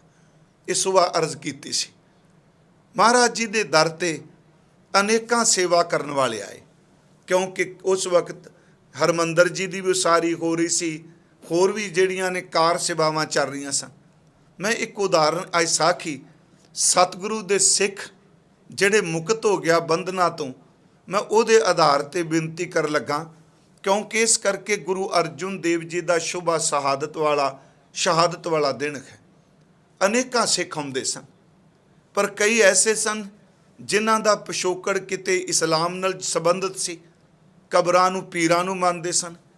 ਕਈ ਸਨਾਤਨੀ ਮਤ ਨਾਲ ਪਿੱਛਾ ਸੰਬੰਧਿਤ ਸਨ, ਕਈ ਜੋਗ ਮਤ ਨਾਲ ਰਿਲੇਟਡ ਸਨ। ਪਰ ਜਦੋਂ ਸਤਿਗੁਰੂ ਦੇ ਦਰ ਤੇ ਆ ਕੇ ਉਹਨਾਂ ਦੇਖਣਾ, ਤੇ ਉਹ ਜਗਿਆਸੂ ਝੂਠੇ ਨਹੀਂ ਸਨ, ਸੱਚੇ ਢੂੰਡਾਊ ਸਨ, ਸੱਚ ਦੇ ਖੋਜੀ ਸਨ, ਸੱਚ ਦੇ ਮੁਤਲੈਸ਼ੀ ਸਨ। ਪਰ ਜਦੋਂ ਕਿਤੇ ਰਾਹ ਨਾ ਲੱਭਣਾ ਤੇ ਉਹਨੂੰ ਸੱਚ ਸਮਝ ਕੇ ਤੁਰ ਪੈਣਾ। ਉਹਨਾਂ ਨੇ ਜਦੋਂ ਆਉਣਾ ਫਿਰ ਸਤਿਗੁਰੂ ਦੇ ਹੋ ਕੇ ਰਹਿ ਜਾਣਾ। ਇੱਕ ਸਿੱਖ ਹੋਇਆ ਜਿਸ ਨੂੰ ਆਪਾਂ ਭਾਈ ਮੰਝ ਕਹਿੰਦੇ ਹਾਂ। ਅਸਲ 'ਚ ਇਹਨਾਂ ਦਾ ਨਾਮ ਸੀ ਭਾਈ ਤੀਰਥਾ, ਮੰਝਕੀ ਦੇ ਰਹਿਣ ਵਾਲੇ ਨੇ। ਭਾਈ ਤੀਰਥਾ ਇਹ ਸਖੀ ਸਰਵਰ ਦਾ ਪੁਜਾਰੀ ਸੀ। ਪੰਜਾਬ ਦਾ ਕਾਫੀ ਹਿੱਸਾ ਜਿਹੜਾ ਹੈ ਉਸ ਵਕਤ ਸਰਵਰੀਆਂ ਨੂੰ ਮੰਨਦਾ ਸੀ, ਕਬਰਾਂ ਨੂੰ ਮੰਨਦਾ ਸੀ, ਕਬਰਾਂ ਤੇ ਭੇਟ ਰੋਡ ਚਾੜਦਾ ਸੀ। ਤੇ ਮੈਨੂੰ ਬਖਸ਼ ਦਿਓ, ਮੈਂ ਨਿੰਦਿਆ ਨਹੀਂ ਕਰ ਰਿਹਾ, ਅੱਜ ਵੀ ਕਾਫੀ ਹਿੱਸਾ ਜਿਹੜਾ ਉਹ ਕਬਰਾਂ ਵਾਲੇ ਪਾਸੇ ਤੁਰਿਆ ਹੋਇਆ ਹੈ। ਉਦੋਂ ਸਰਵਰੀਆਂ ਨੂੰ ਆ ਸੂਫੀ ਜਿਹੜੇ ਸਨ ਸਰਵਰੀਏ, ਉਹ ਖਿੱਚ ਕੇ ਕਬਰਾਂ ਵੱਲ ਲੈ ਜਾਂਦੇ ਸਨ। ਉਂਝ ਇਸਲਾਮ ਕਿਹੜਾ ਕਹਿੰਦਾ ਕਬਰਾਂ ਨੂੰ ਪੂਜੋ, ਹਜ਼ਰਤ ਮੁਹੰਮਦ ਸਾਹਿਬ ਦੀ ਸਿੱਖਿਆ ਤੇ ਨਹੀਂ ਕਹਿ ਰਹੀ ਕਬਰਾਂ ਨੂੰ ਪੂਜੋ। ਉਦੋਂ ਖਿੱਚ ਕੇ ਲਿਜਾਂਦੇ ਸਨ। ਇਸ ਗੱਲ ਨੂੰ ਕੌੜਾ ਸਮਝ ਲਿਓ ਭਾਵੇਂ, ਉਦੋਂ ਪੀਰ ਖਿੱਚ ਕੇ ਲਿਜਾਂਦੇ ਸਨ। ਅੱਜ ਕੱਲ੍ਹ ਗਵਈਏ ਕਬਰਾਂ ਵੱਲ ਖਿੱਚ ਕੇ ਲਿਜਾਂਦੇ ਨੇ, ਲਿਜਾਂਦੇ ਇਹ ਵੀ ਜਵਾਨੀ ਨੂੰ ਕਬਰਾਂ ਵਾਲੇ ਪਾਸੇ ਆ। ਗੁਰੂ ਘਰ 'ਚ ਉਹ ਸਿੱਖ ਆਇਆ, ਉਹ ਇਨਸਾਨ ਆਇਆ ਭਾਈ ਤੀਰਥਾ। ਉਹਨੇ ਦੇਖਿਆ ਸਤਿਗੁਰੂ ਮਹਾਰਾਜ, ਚਲੋ ਮੈਂ ਭਾਈ ਮੰਝ ਹੀ ਸ਼ਬਦ ਵਰਤਾਂ ਜੋ ਪ੍ਰਚਲਿਤ। ਭਾਈ ਮੰਝ ਨੇ ਦੇਖਿਆ ਵੀ ਅੰਮ੍ਰਿਤ ਵੇਲੇ ਸਿੱਖ ਉੱਠਦੇ ਆ ਤੇ ਸਤਿਗੁਰੂ ਦੇ ਘਰ ਦੇ ਵਿੱਚੋਂ ਸੇਵਾ ਕਰਦੇ ਆ, ਸਿਮਰਨ ਕਰਦੇ ਆ, ਬਾਣੀ ਪੜ੍ਹਦੇ ਆ, ਨਾਮ ਜਪਦੇ ਆ। ਤੇ ਫਿਰ ਇਹ ਨਹੀਂ ਕਿ ਨਾਮ ਜਪ ਕੇ ਉਹ ਕਿਸੇ ਗੁਫਾ 'ਚ ਵੜ ਜਾਂਦੇ ਆ।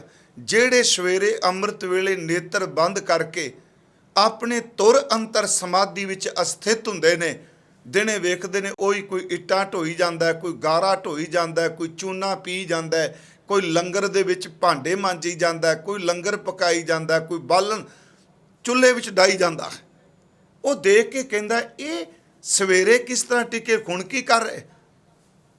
ਤੇ ਜਦੋਂ ਪ੍ਰਭਾਵਿਤ ਹੋ ਗਿਆ, ਉਹਨੇ ਸਿੱਖਾਂ ਨੂੰ ਇੱਕ ਦਿਨ ਗੱਲ ਕੀ, ਕਹਿੰਦਾ ਸਿੱਖੋ, ਮੈਨੂੰ ਇੰਜ ਪ੍ਰਤੀਤ ਹੁੰਦਾ ਹੈ, ਪਹਿਲੇ ਦਿਨ ਆਇਆ ਤਾਂ ਮਹਿਸੂਸ ਨਹੀਂ ਹੋਇਆ, ਮੈਨੂੰ ਇੰਜ ਪ੍ਰਤੀਤ ਹੁੰਦਾ ਹੈ ਕਿ ਤੁਹਾਡਾ ਸਤਿਗੁਰੂ ਝੀਲ ਹੈ। ਤਿੰਨ ਗੱਲਾਂ ਸੁਣਨ ਵਾਲੀਆਂ, ਤੁਹਾਡਾ ਸਤਿਗੁਰੂ ਝੀਲ ਹੈ, ਤੁਸੀਂ ਉਸ ਝੀਲ ਵਿੱਚੋਂ ਨਿਕਲੇ ਹੋਏ ਦਰਿਆ ਹੋ। ਜਿੱਥੇ ਦਰਿਆ ਜਾਂਦਾ ਹੈ ਉੱਥੇ ਖਰਿਆਵਲ ਪੈਦਾ ਕਰੀ ਜਾਂਦਾ ਹੈ। ਸਿੱਖੋ, ਜਿੱਥੇ ਤੁਸੀਂ ਜਾਂਦੇ ਹੋ ਤੁਹਾਡਾ ਜੀਵਨ ਸੁੱਕਿਆਂ ਹੋਇਆਂ ਦੇ ਜੀਵਨ ਖਰੇ ਕਰੀ ਜਾਂਦਾ ਹੈ। ਦੂਜੀ ਗੱਲ, ਤੁਹਾਡਾ ਸਤਿਗੁਰੂ ਸਮੁੰਦਰ ਹੈ, ਤੁਸੀਂ ਸਮੁੰਦਰ ਵਿੱਚੋਂ ਉੱਠੇ ਹੋਏ ਬੱਦਲ ਹੋ। ਜਿੱਥੇ ਜਾਂਦੇ ਹੋ ਵਰਸਦੇ ਹੋ, ਤੇ ਉੱਚੀਆਂ ਥਾਵਾਂ ਦੇ ਉੱਤੇ ਵੀ ਤੁਸੀਂ ਹਰਿਆਵਲ ਪੈਦਾ ਕਰ ਦਿੰਦੇ ਹੋ। ਪਹਿਲੀ ਗੱਲ ਕਹੀ ਝੀਲ ਹੋ ਸਤਿਗੁਰੂ, ਤੇ ਤੁਸੀਂ ਦਰਿਆ ਹੋ। ਗੁਰੂ ਸਾਗਰ ਹੈ, ਤੁਸੀਂ ਉੱਠੇ ਕੋਈ ਬੱਦਲ ਹੋ। ਤੀਸਰੀ ਗੱਲ ਕਹੀ, ਤੁਸੀਂ ਗੁਰੂ ਤੁਹਾਡਾ ਚੰਦਨ ਹੈ, ਤੁਸੀਂ ਹਵਾਵਾਂ ਹੋ। ਜਿਹੜੀ ਹਵਾ ਚੰਦਨ ਕੋਲੋਂ ਨਿਕਲ ਜਾਏ, ਜਿੱਥੇ ਜਾਏ ਚੰਦਨ ਦੀ ਸੁਗੰਧੀ ਲੈ ਜਾਂਦੀ ਹੈ। ਸਿੱਖੋ, ਜਿੱਥੇ ਜਾਂਦੇ ਹੋ ਤੁਸੀਂ ਆਪਣੇ ਗੁਰੂ ਦੀ ਬੰਦਗੀ ਤੇ ਸਿਮਰਨ ਦੀ ਮਹਿਕ ਲੈ ਜਾਂਦੇ ਹੋ। ਮੇਰਾ ਦਿਲ ਕਰਦਾ ਮੈਂ ਸਿੱਖ ਬਣ ਜਾ। ਉਹਨਾਂ ਕਿਹਾ ਜੀ ਇਹ ਕਿਹੜੀ ਗੱਲ। ਹੁਣ ਅੱਜ ਕੱਲ੍ਹ ਕਈ ਵਾਰੀ ਪੜ੍ਹਨ ਨੂੰ ਮਿਲਦਾ ਹੈ ਨਾ, ਆਮ ਅਨਮਤ ਵਾਲੇ ਵੀ ਕਈ ਵੀ ਸਿੱਖਾਂ ਦੀ ਸੇਵਾ ਦੇ ਕੇ ਸਾਡਾ ਦਿਲ ਕਰਦਾ ਅਗਲੇ ਜਨਮ ਵਿੱਚ ਅਸੀਂ ਸਿੱਖਾਂ ਦੇ ਘਰ ਪੈਦਾ ਹੋਈਏ। ਮੈਂ ਤੁਹਾਨੂੰ ਇੱਕ ਬੇਨਤੀ ਕਰਾਂ, ਅਗਲੇ ਜਨਮ ਦੀ ਕੋਈ ਵੇਟ ਨਾ ਕਰਿਓ। ਤੇ ਸਿੱਖੀ ਵਿੱਚ ਕਿਤੇ ਵੀ ਨਹੀਂ ਕਿਹਾ ਵੀ ਜਿਸ ਘਰ 'ਚ ਤੂੰ ਹੁਣ ਜੰਮਿਆ ਮਰ ਕੇ ਅਗਲੇ ਜਨਮ ਸਿੱਖਾਂ ਘਰ ਪੈਦਾ ਹੋਏਗਾ ਤਾਂ ਸਿੱਖੀ ਮਿਲੇਗੀ। ਇਹ ਤਾਂ ਬਹਾਨਾ ਹੈ ਕਿ ਅਗਲੇ ਜਨਮ। ਮੈਨੂੰ ਯਾਦ ਹੈ ਇੱਕ ਵਾਰੀ ਕਵੀ ਦਰਬਾਰ 'ਚ ਇਸਲਾਮ ਨਾਲ ਸੰਬੰਧਿਤ ਵੀਰ ਨੇ ਕਿਤੇ ਕਹਿ ਦਿੱਤਾ ਹੀ ਕਿ ਮੇਰਾ ਦਿਲ ਕਰਦਾ ਕਵਿਤਾ 'ਚ ਮੈਂ ਅਗਲੇ ਜਨਮ 'ਚ ਗੁਰੂ ਗੋਬਿੰਦ ਸਿੰਘ ਦਾ ਸਿੱਖ ਹੋਵਾਂ, ਮੈਂ ਇਸ ਤਰ੍ਹਾਂ ਸੇਵਾ ਕਰਾਂ। ਸਕੱਤਰ ਬੜਾ ਸਿਆਣਾ ਸੀ, ਉਹਨੇ ਕਿਹਾ ਭਾਈ ਸਾਹਿਬ ਜੀ, ਕਹਿੰਦਾ ਕਵੀ ਜਨ ਜੀ ਅਗਲੇ ਜਨਮ ਦੀ ਲੋੜ ਹੀ ਨਹੀਂ, ਤੁਸੀਂ ਅੱਜ ਗੁਰੂ ਸਾਹਮਣੇ ਸੀਸ ਝੁਕਾ ਕੇ ਅੰਮ੍ਰਿਤ ਦੀ ਦਾਤ ਲੈ ਲਓ, ਤੁਸੀਂ ਇਸੇ ਜਨਮ ਵਿੱਚ ਹੀ ਗੁਰੂ ਗੋਬਿੰਦ ਸਿੰਘ ਦੇ ਸਿੱਖ ਬਣ ਜਾਓਗੇ। ਇਹ ਨਹੀਂ ਵੀ ਅਗਲਾ ਜਨਮ ਕਿੰਨੇ ਵੇਖਿਆ ਹੈ, ਬਸ ਵਰਤਮਾਨ 'ਚ ਹੀ। ਮਹਾਰਾਜ ਸੱਚੇ ਪਾਤਸ਼ਾਹ ਜੀ ਨੇ ਕੋਲ ਚਲਾ ਗਿਆ ਮੰਝ, ਤੇ ਮੈਂ ਭਾਵਨਾ ਸਹਿਤ ਤੇ ਬੇਨਤੀ ਕਰਨੀ ਚਾਹੁੰਦਾ ਕਿ ਗੁਰੂ ਸਾਹਿਬ ਜੀ ਨੂੰ ਕਹਿੰਦਾ ਮਹਾਰਾਜ ਮੈਨੂੰ ਸਿੱਖੀ ਦੀ ਦਾਤ ਦਿਓ। ਗੁਰੂ ਅਰਜੁਨ ਦੇਵ ਮਹਾਰਾਜ ਚੁੱਪ ਕਰ ਗਏ। ਇਹਨੇ ਫਿਰ ਕਿਹਾ ਜੀ ਮੈਨੂੰ ਸਿੱਖੀ ਦੀ ਦਾਤ ਦਿਓ। ਤੇ ਮਹਾਰਾਜ ਗੁਰੂ ਅਰਜੁਨ ਦੇਵ ਫਿਰ ਬੋਲੇ, ਕਹਿਣ ਲੱਗੇ ਪੁਰਖਾ ਸਿੱਖੀ ਤੇ ਸਿੱਖੀ ਨਹੀਂ ਟਿਕਦੀ। ਜੀ ਹਜ਼ੂਰ ਮੈਂ ਸਮਝਿਆ ਨਹੀਂ। ਮਹਾਰਾਜ ਕਹਿੰਦੇ ਜਿਹੜਾ ਪਹਿਲਾਂ ਹੀ ਭਾਂਡਾ ਭਰਿਆ ਤੇਰੇ ਅੰਦਰ ਸਿੱਖੀ ਤਾਂ ਪਹਿਲਾਂ ਕਬਰਾਂ ਦੀ ਹੈ, ਤੂੰ ਕਬਰਾਂ ਪੂਜਣਾ। ਤੇ ਇਹ ਸਿੱਖੀ ਜਿਹੜੀ ਇਹ ਕਬਰਾਂ ਦੀ ਨਹੀਂ, ਇੱਥੇ ਤਾਂ ਪੂਜਾ ਕੀਤੀ ਜਾਂਦੀ ਹੈ। ਪੂਜਾ ਕੀਚੈ ਨਾਮ ਤੇ ਆਈ ਹੈ, ਵੀ ਨਾਮੈ ਪੂਜ ਨਾ ਹੋਏ। ਇੱਥੇ ਕਬਰ ਨਹੀਂ, ਇੱਥੇ ਪੂਜੋ ਰਾਮ ਏਕ ਹੀ ਦੇਵਾ। ਇੱਥੇ ਜਿਹੜੀ ਪੂਜਾ ਹੈ ਉਹ ਅਕਾਲ ਪੁਰਖ ਵਾਹਿਗੁਰੂ ਦੀ ਇਬਾਦਤ ਹੈ, ਬੰਦਗੀ ਹੈ।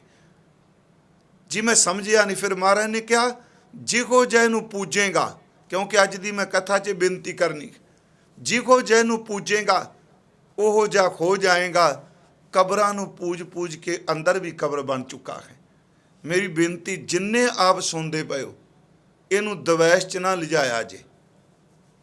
ਅਰਜ਼ ਹੈ ਮੇਰੀ, ਸਿੱਖ ਭੁੱਲ ਕੇ ਵੀ ਮੜੀਆਂ ਮਸਾਣਾਂ ਨੂੰ ਕਦੀ ਨਾ ਪੂਜੇ। ਅਸੀਂ ਬੇਅਦਬੀ ਦੇ ਸ਼ਬਦ ਨਹੀਂ ਵਰਤਦੇ। ਮਹਾਰਾਜ ਗੁਰੂ ਗੋਬਿੰਦ ਸਿੰਘ ਜੀ ਤਾਂ ਕਹਿੰਦੇ ਆ, ਕਉ ਬੁਤਾਨ ਕੋ ਪੂਜਤਾ ਹੈ, ਪਸ ਕੋ ਮਿਰਤਾਨ ਕੋ ਪੂਜਨ ਧਾਇਓ। ਕੂਰ ਕਿਰਿਆ ਉਰਜੋ ਸਭ ਹੀ ਜਗ ਸ੍ਰੀ ਭਗਵਾਨ ਕੋ ਭੇਦ ਨਾ ਪਾਇਓ। ਮਹਾਰਾਜ ਕਹਿੰਦੇ ਦੁਬਦਾ ਨਾ ਪੜੂੰ, ਹਰ ਬਿਨ ਹੋਰ ਨਾ ਪੂਜੂੰ, ਮੜੇ ਮਸਾਨ ਨਾ ਜਾਈ। ਸਤਿਗੁਰੂ ਕਹਿੰਦੇ ਮੈਂ ਮੜੀਆਂ ਤੇ ਸ਼ਮਸ਼ਾਨਾਂ ਨੂੰ ਨਹੀਂ ਪੂਜਦਾ ਪਿਆ। ਗੁਰੂ ਘਰ ਅੰਦਰ ਕਬਰਾਂ ਮਸਾਣਾ ਪੂਜਨੀਆਂ। ਤੇ ਪੰਜਾਬ ਦੇ ਵਸਨੀਕ ਲੋਕੋ, ਤੁਸੀਂ ਜਿਉਂਦੇ ਹੋ ਤੇ ਜਿਉਂਦੇ ਬੰਦੇ ਜਿਉਂਦਿਆਂ ਨੂੰ ਮੰਨਦੇ ਹੁੰਦੇ ਆ, ਮੁਰਦਿਆਂ ਨੂੰ ਨਹੀਂ। ਹਜ਼ੂਰ ਸੱਚੇ ਪਾਤਸ਼ਾਹ ਮਹਾਰਾਜ ਉਹਨਾਂ ਨੇ ਕਿਹਾ ਸਿੱਖੀ ਤੇ ਸਿੱਖੀ ਨਹੀਂ ਟਿਕ ਸਕਦੀ। ਉਹਨੇ ਕਿਹਾ ਮਹਾਰਾਜ ਮੈਂ ਛੱਡ ਦੇਣਾ ਪੂਜਾ। ਕਹਿੰਦੇ ਨੇ ਤੇਰੀ ਮਰਜ਼ੀ ਹੈ, ਤੂੰ ਚੋਣ ਕਰ, ਇਸ ਘਰ 'ਚ ਲਾਲਚ ਨਹੀਂ। ਕਹਿੰਦਾ ਮਹਾਰਾਜ ਮੈਨੂੰ ਸਵੀਕਾਰ।